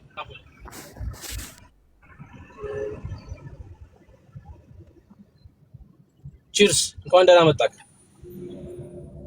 ሃይ ብሩክ እንዴት ነህ ሰላም ነው እግዚአብሔር ይመስገን አለን ከየት ቤተ እምነት ነው ኦርቶዶክስ እግዚአብሔር ይመስገን ደህና ነኝ እንኳን ደህና መጣክ አለሁ ገርላትን ትቀበላለህ ምን ማለት ነው ገርላት እውነተኛ የመዳን ትምህርት ያስተምራሉ ለምን ሮያልዬ በዋና አካውንት ለማብራት እንዴ አካውንቴ ብሎክ አረከኝ አይደል እንዴ ኧረ ማንም ይሄው ገብተህ ውሸቴን ከሆነ ማንም እንዳይከፍት ገብቶ ብሎክ ክፍል ላይ እኔ ነኝ የማየው ቆይ አንዴ ይሄው ቤካ የሚሉት ነው ብሎክ ያደረገኝ ቤካ ወንድምነት አድርገዋል በደንብ ነው ያደረኩት ወንድምነት አርገኮ ቢኮዝ የዛን ቀን በጣም ጸያፍና ከፋፊ ነገር ነበረ ፕላስ ደግሞ ደጋግሞ ሜንሽን እያደረገ ይጽፍ ነበረ በቃ ረፍ ይበቃል ተባለ እምቢ አለ በቃ ሜንሽን አታርግ ተባለ እምቢ አለ እንደን በቃ አላስፈላጊ ስለሆነ ብሎክ አደረኩት ስለዚህ አንዳንዴ ይበዛልና ሜንሽን ማንንም ሰው የራስን ስህተት ነው የነገርኩ ስለምንም የምሰት ነው ለምሳሌ ምን እኔ እኮ ክርስቲያን እኮ ነኝ ብራዘርዬ እኔ ቤካ ኮፍታና ጴንጤ እኮ ነኝ እኔ ኦርቶዶክስ አይደለሁ እኔ ጣዖት አምላኪ አይደለሁ እኔ ኮፍታና ጴንጤ ክርስቲያን እኮ ነኝ ብራዘር ስማ እኔ ልንገርህ እሺ የትኛውን ነው መጥፎ የተናገርኩት ተናገር ብራዘር አንተ አንድ ቀን ምንድን ነው ተናግረህ አታውቅም በነገራችን ላይ እኔ እንደውም ኤርሚ ተው ምናምን ብሎ ስላለ ታግሼ ምናምን ነው እንጂ አንተን የዛሬ ስንት ቀን መሰለህ ቦልኬ ማሰናበት አሁን ሌላ ነገር እሱ አያስፈልግም ምን ታስፈራራኛለህ እሺ አይ አላስፈራራም ብራዘር እኔ እያስፈራራሁ ሳይሆን እኔ ድሮ ነበረ ቦልከ ኤርሚ እንዳትቦልኩ ምናምን ስላለ በሱ ነው የኖርከው እንጂ ድሮ ነበረ ያሰናብት የነበረው ብራዘርዬ ለማንኛውም ኤርሚ ከፈለገ ይፍታህ ከፈልገ ይፍታ። ሌላም ጊዜ ግን አልፈታም። ለምለም አልፈታም። እልህ ይዞኝ ሳይሆን አንደኛ ብሎክ ያደረገ ቤካ ነው፣ ወንድምነት ነው ያደረገ። እዚህ ያሉ ወገኖች ብሎክ ሲያደርጉ አለ ምክንያት አይደለም የሚያደርጉት። ሞዴሬተር የሰጧቸው ወንድሞች በጣም ማምናቸው፣ እህቶች በጣም ማምናቸው ናቸው እና ብሎክ ካደረጉ የሆነ ያዩት ነገር አለ ማለት ነው። በጣም ታጋሾች የሆኑ ወንድሞችና እህቶችን የሰጠሁት ያየሁት ማለት ነው። ስለዚህ አርከኝ ብለህ ስላልክ እኔ አላረኩም፣ እኔ አላደረኩም ነበር። ግን እኔ ብቻ ሳልሆን እዚህ ሞዴሬተር እዚህ ቤት ላይ የማዝበት እኔ ብቻ ሳልሆን እዚህ ያሉ ወንድሞች መሲም፣ ቤካም፣ ብርኬም ሌሎችም ነዳንይም ሁሉ ስለሚያዙበት እዚህ ሞዴሬተር የሆኑ ሁሉ ስለሚያዙበት ለምን ተደረክ ብዬ አለም። ግን ያው በድምፅ አውቃለሁ። ከብሩ ጋራ ቀጥሉ በዚሁ ፔጅ ማለት ነው። ራሱ ከፈታ ራሱ ቤካ ይፍታ እንጂ ኧረ በእናትህ እኔ እንደዚህ አይነት ጭቀት የለብኝም። እኔ ርዕሱ ስለገረመኝ ከብሩ ጋር አውሩ። እሺ ብርኬ ይቀጥሉ። ሮያል ነው ልልህ ፈልጌ ነው ወንድምነት።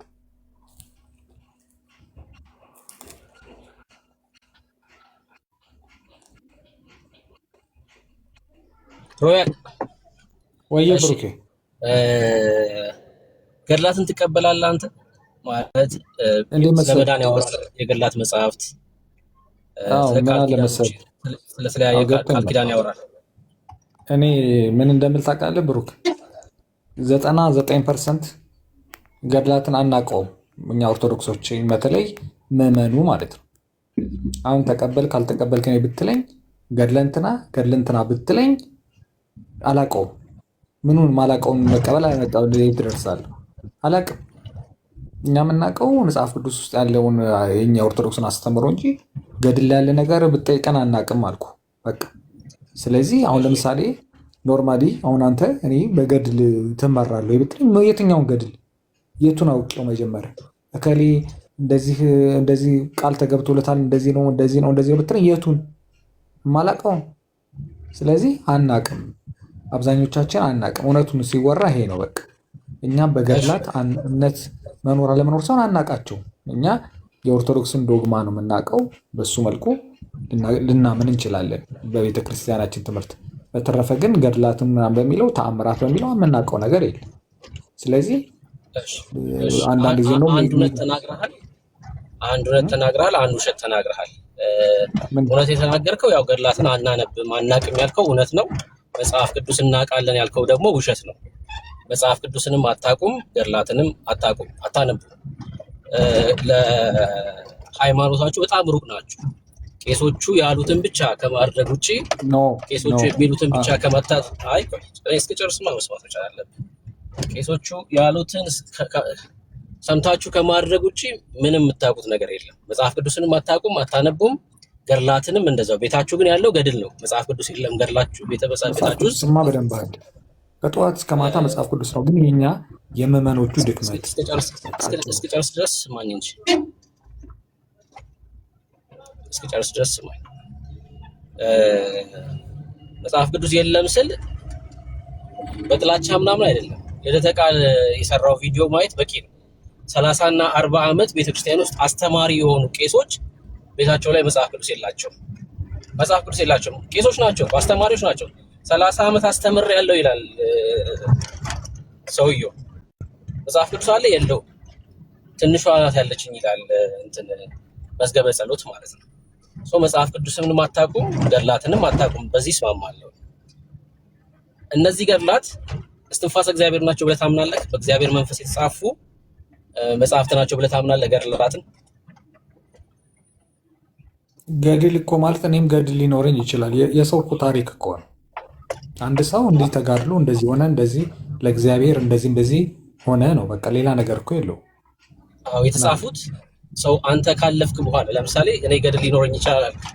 እነዚህ መጽሐፍቶች የተጻፉት ሰውየው ካለፈ በኋላ ነው እና ታሪካቸው ሲጻፍ በእግዚአብሔር መንፈስ ለጸሐፊው የተገለጠ ነው ታሪካቸው የተጻፈው ወይስ በስማ በለው የተጻፉ ናቸው ነው ጥያቄ። ለምሳሌ ሙሴ ሲጽፍ በአዳም ዘመን ስለነበረው ጽፏል። ከዛ ደግሞ በአብርሃም ዘመን በኖህ ዘመን ስለነበረው ጽፏል፣ በእግዚአብሔር መንፈስ ማለት ነው። እነዚህ ገድላቶች ሲጻፉ በስማ በለው የተጻፉ ናቸው ወይስ በእግዚአብሔር መንፈስ የተጻፉ ናቸው? ስማ በለው ምናምን ደረጃ መድረስ ምን ያስፈልጋል? ኖርማሊ የህይወት ታሪክ ነው አልኩ በጭ እኮ ጥያቄ በእግዚአብሔር መንፈስ ነው ወይስ አይደለም? ጥያቄ ዋናው እሱ። በእግዚአብሔር መንፈስማ ነው የሚጻፉት። ለምሳሌ ኖርማሊ ማንኛውም ነገር እኔ ራሴ የህይወት ታሪክን ብጽፍ በሰይጣን መንፈስ አልጽፍ። በእግዚአብሔር መንፈስ ነው የተጻፉት። በእግዚአብሔር ተደግፈ ነው የምጽፋቸው እንጂ ዝም ብለህ ተነስተህ በእግዚአብሔር መንፈስ የተጻፈ ደግሞ ከሆነ ገድላት አይሳሳቱም ማለት ነው። ምክንያቱም የእግዚአብሔር መንፈስ ማልከኝ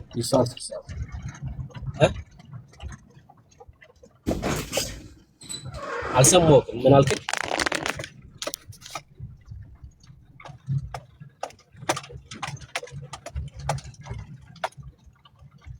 ሚዩት ነሽሮ ያለ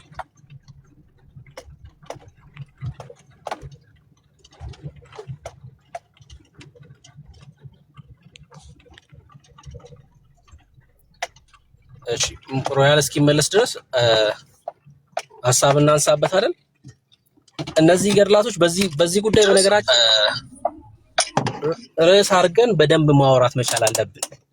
በደንብ ነው እነዚህ መጽሐፍቶች ልናስጥላቸው የሚገባው።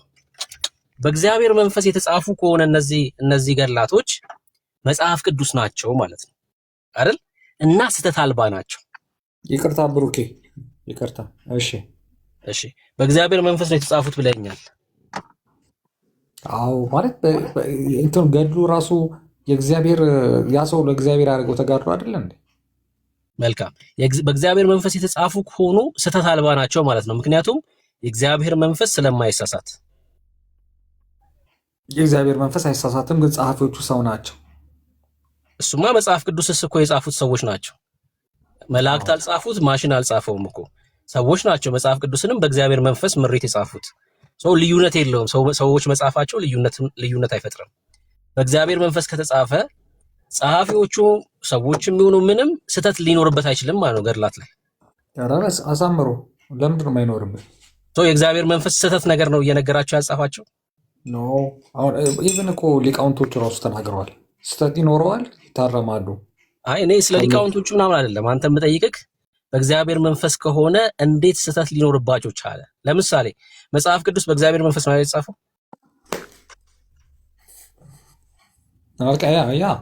ታዲያ እሺ ጸሐፊዎቹ ሰዎች ናቸው። አዎ መጽሐፍ ቅዱስ ስህተት አለበት የለበት? መጽሐፍ ቅዱስ ማለት መጽሐፍ ቅዱስ እንዴት ስህተት አለበት ብለህ ትላለህ? በነገራችን ላይ የእግዚአብሔር መንፈስ በእግዚአብሔር መንፈስ ነው የተጻፉት ካልክ እኮ መጽሐፍ ቅዱስ ናቸው እያልክ ነው። ካልተረዳው እንደዛ እያልክ ነው ያለው። እኔ ግን ምን እንደምልህ ገድላትና ድርሳናት በእግዚአብሔር መንፈስ ናቸው የተጻፉት። ጸሐፊዎቹ ሰዎች ናቸው። ተመሳሳይ ነው ከመጽሐፍ ቅዱስ ጋር። ገድላትና ድርሳናት ላይ እንዴት ስህተት ሊገኝ ቻለ? በእግዚአብሔር መንፈስ ከተጻፉ ግን ስህተት ሊገኝ የቻለው ምንድን ነው?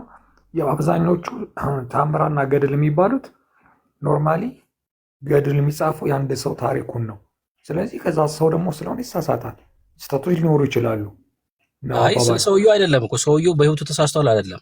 መጽሐፍቶቹ ላይ ስህተት አለ የለም ነው። ሰውየውማ ዳዊት እኮ በህይወቱ እኮ ተሳስቷል ብዙ ጊዜ። ምንም ሰለሞን ተሳስቷል እኮ ብዙ ጊዜ።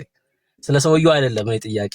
መጽሐፉ ግን ስህተት አለበት የለበትም ነው። ለምን ጸሐፊዎቹ በእግዚአብሔር መንፈስ ከጻፉት መጽሐፉ ስህተት ሊኖርበት አይችልም ማለት ነው በጭራሽ። ወይም ደግሞ ሊኖርበት በእግዚአብሔር መንፈስ አይደለም የተጻፈው። የእግዚአብሔር መንገድ አንተ እኮ ነው አሻሚ መንገድ ላይ ቆምክ። በእግዚአብሔር መንገድ ተጽፏል። ስለዚህ በእግዚአብሔር መንፈስ ነው ያለው። በእግዚአብሔር መንፈስ ከተጻፈ እሺ፣ ለጸሐፊዎቹ እግዚአብሔር ነው አይደል የገለጠላቸው ገድሉን እንዲጽፉ። እግዚአብሔር እየገለጠላቸው ነው የጻፉት። ይሄን አላውቅም። ይሄው ታሪክ እንደሆነ ነው የማውቀው እንጂ እግዚአብሔር የገለጠላቸው አይደል። በእግዚአብሔር መንፈስ ካልክ እኮ እሱ እኮ ማለት እኮ ነው በእግዚአብሔር መገለጥ ውስጥ ነው የጻፉት ነው እያልክ እኮ ነው ያለው። ወይ ደግሞ ቃሉ ራሱ ማለት ነው ቃሉ ራሱ የሚሰራ ነው፣ ህይወት ያለው ቃል ነው እያልክ እኮ ነው ያለው። የእግዚአብሔር መንፈስ አለ። ስማኝ፣ ህይወት ያለው ቃል የመጽሐፍ ቅዱስ ብቻ ነው። እኛ ገድል የህይወት ቃል ነው ብለን አናውቅም። ገድል በቃ መማሪያ ነው። እንደዛ ካልክ ደግሞ ፊክሽን ነው እያልክ ነው ያለው። የእግዚአብሔር መንፈስ የለበትም። በእግዚአብሔር መንፈስ ፍቅር እስከ መቃብር ነው። ፍቅር እስከ መቃብር አይደለም ግን አይለይም እኮ ይኸውልህ፣ ፍቅር እስከ መቃብር የሚስተር ኤክስ የልቡ ሐሳብ ነው አይደለ? ይሄኛው መጽሐፍ የእግዚአብሔር መንፈስ ካልሆነ እንግዲህ መጽሐፍ ይኸውላችሁ መጽሐፍት እንዴት ነው የሚጻፉት? በሶስት መንገድ ነው። አንደኛው በእግዚአብሔር መንፈስ የተጻፉ መጽሐፍት ናቸው። እነዚህ 66ቱ መጽሐፍት ናቸው በእግዚአብሔር መንፈስ የተጻፉት ስህተት አልባ የሆኑ የእግዚአብሔር ቃል የሆኑ ደግሞም የሚሰሩ ናቸው። ሁለተኛው ደግሞ የሰው የልብ ፍቃድ በሆኑ የተጻፉ መጽሐፍት ናቸው። ሶስተኛው በአጋንንት አነሳሽነት የተጻፉ መጽሐፍት ናቸው። መጽሐፍት ከነዚህ ከሶስቱ አይዘልም። በአጋንንት አነሳሽነት ይጻፋል እንደ መጽሐፍ? ኦፍ ኮርስ አዎ፣ የአጋንንት መጽሐፍቶች አሉ። በአጋንንት አነሳሽነት ማለት የአጋንንትን አሰራር የዚህ ዓለም ገዢ የሚያጽፋቸው መጽሐፍት ማለት ነው። ለምሳሌ የሰይጣን የራሱ መጽሐፍት አለው አለው የራሱ መጽሐፍ ማልከኝ ምን የሚባል የሰይጣን መጽሐፍ? አይ በቃ አለ የሰይጣን መጽሐፍ አለ። ለምሳሌ በሰይጣን መንፈስ የሚጻፉ መጽሐፍቶች የኢትዮጵያ ኦርቶዶክስ ገድላትና ድርሳናት ናቸው አንደኞቹ። ኦኬ እኔ ሰይጣን በኢትዮጵያ ኦርቶዶክስ ሰይጣን እንኳን አይደል ሰማኝ ልንገርህ፣ አንድ ነገር መነጋገር ካለብን እንነጋገር እንጂ አሁን ለምሳሌ ሌላውን ትችት ትተን የቅርቡን እንኳን ለምን አናወራም? የግብረ ሰዶሞች መሰረተ ክርስቶስ ሄዳ የተካፈለ አትቀይርም ርዕስ ወዳጅ አትቀይርም። ቆይ እንጨርስና ተካፍለው መጡ አይደለ? የመሰረተ ክርስቶስ መሪዎች አየህ። ለዚህ ነው ቤካ ሚውት የሚያደርግ ብሎክ የሚያደርግ ለዚህ ነው። እንጨርስና ታወራለህ። እኔ አልከለክልም። የፈለግከውን ታወራለህ። ለምትናገረው ነገር ማስረጃ ትሰጠናለህ። ትክክል ያለው ነገር ከሆነ ያለው እንቃወማለን ፊት ለፊት ማለት ነው። ችግር የለብንም። ግን የጀመርነውን ነገር እንጨርስ። ከዛ የፈለግከውን ታነሳለህ። ይኸውላችሁ የኢትዮጵያ ኦርቶዶክስ መጽሐፍቶች ገድላት፣ ድርሳናት አሪያት ለምን ትወጣለህ? መወያየት አቅሙ ካለ ስማኝ እንጨርስ። ከዛ ደግሞ ታነሳ።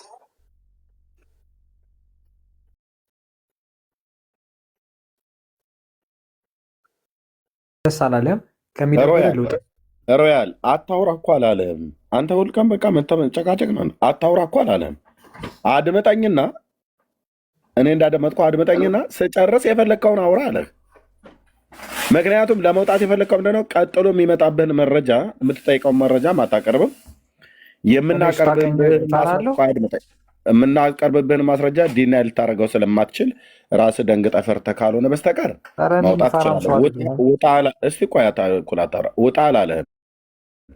አድምጠኝ ነው ያለህ። አድምጠውና ስጨርስ አንተ ደግሞ ተራህን ደግሞ ትቀጥላለህ። ያለህን መረጃ መሰረተ ክርስቶስ፣ መሰረተ ሰይጣን ዋቴቨር የምትለውን ነገር አምጥተህ እዚህ በመረጃ ላይ በጽሁፍ በቪዲዮ የተደገፈ ማስረጃ አምጥተህ የቤተክርስቲያኒቱን አጠቃላይ ግለጥ፣ እኛ ፊት ማለት ነው። እኛ ጴንጤዎች ስለሆንን ሲንፈር እኛ በመሰረተ ክርስቶስ ማለት ነው። ስለዚህ አድምጠኝ ነው ያለ።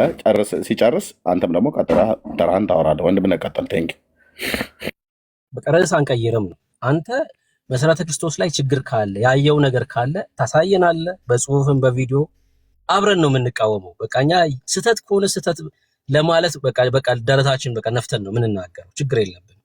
ግን ርዕስ አስቀይራ አይሆንም፣ እንደዛ አይሆንም። በአጋንንት መንፈስ ነው የተጻፉት ስል የክርስቶስን የማዳን መንገድ የሚቃወሙ ስለሆኑ ደሙን የሚያክፋፉ ስለሆኑ ተመልከቱ። በእውነት ነው የምላችሁ እግዚአብሔር የመዳኛ መንገድ አድርጎ ያዘጋጀው አንድ ልጁን ክርስቶስ ኢየሱስን ብቻ ነው። ገድላቱስ የሚያወሩት ምንድን ነው? ኢየሱስ እንኳን ተክዶ ይዳናል ብለው እንዴ! አትድንም እኮ ወዳጅ አትድንም እኮ። ግን አጋንንት በሰው ልብ ላይ እንደዚህ አይነት ሐሳብ ያመጣል። ልትድን አትችልም በጭራሽ። ግን ኢየሱስ እንኳን ተክዶ በማርያምና በተክለ ሃይማኖት በኩል ወይ በአቦ በኩል የዘላለም ሕይወት ታገኛለህ የሚል መጽሐፍ ነው። መጽሐፍቶቹ እነዚህ መጽሐፍቶች ከአጋንንት ካልሆነ ከምንም ሊሆን አይችልም። ከምንም ሊሆን አይችልም። ደግሞ በአጋንንት መንፈስ ነው ስል ልትቆጣ አይገባም። አጋንንቱ ራሱ እያመለካችሁ እንዴ ያላችሁት ታቦት ቀርጻችሁለት ፈረጎ የሚባል አጋንንት ማለት ነው። ፈረጎ የሚባል አጋንንት በእውነት ነው የምላችሁ ራሱ አጋንንቱ ታቦት ተቀርጾለታል። እነዚህ መጽሐፍት በእግዚአብሔር መንፈስ ካልተጻፉ የእግዚአብሔርን ሐሳብ የሚቃወሙ መጽሐፍቶች ናቸው። በጣም ግልጽ እኮ ነው። በጣም ግልጽ ነው። በጣም ግልጽ ነው። መቃወም ያለባችሁ የራሳችሁን ቤተክርስቲያን ነው። እነዚህ መጽሐፍት መቃጠል አለባችሁ ብላችሁ መቃወም አስተምሯችን አይደለም ትላላችሁ መጣችሁ። ሮዳስ እኮ ዛሬ ቪዲዮ ፖስት አድርጌያለሁ።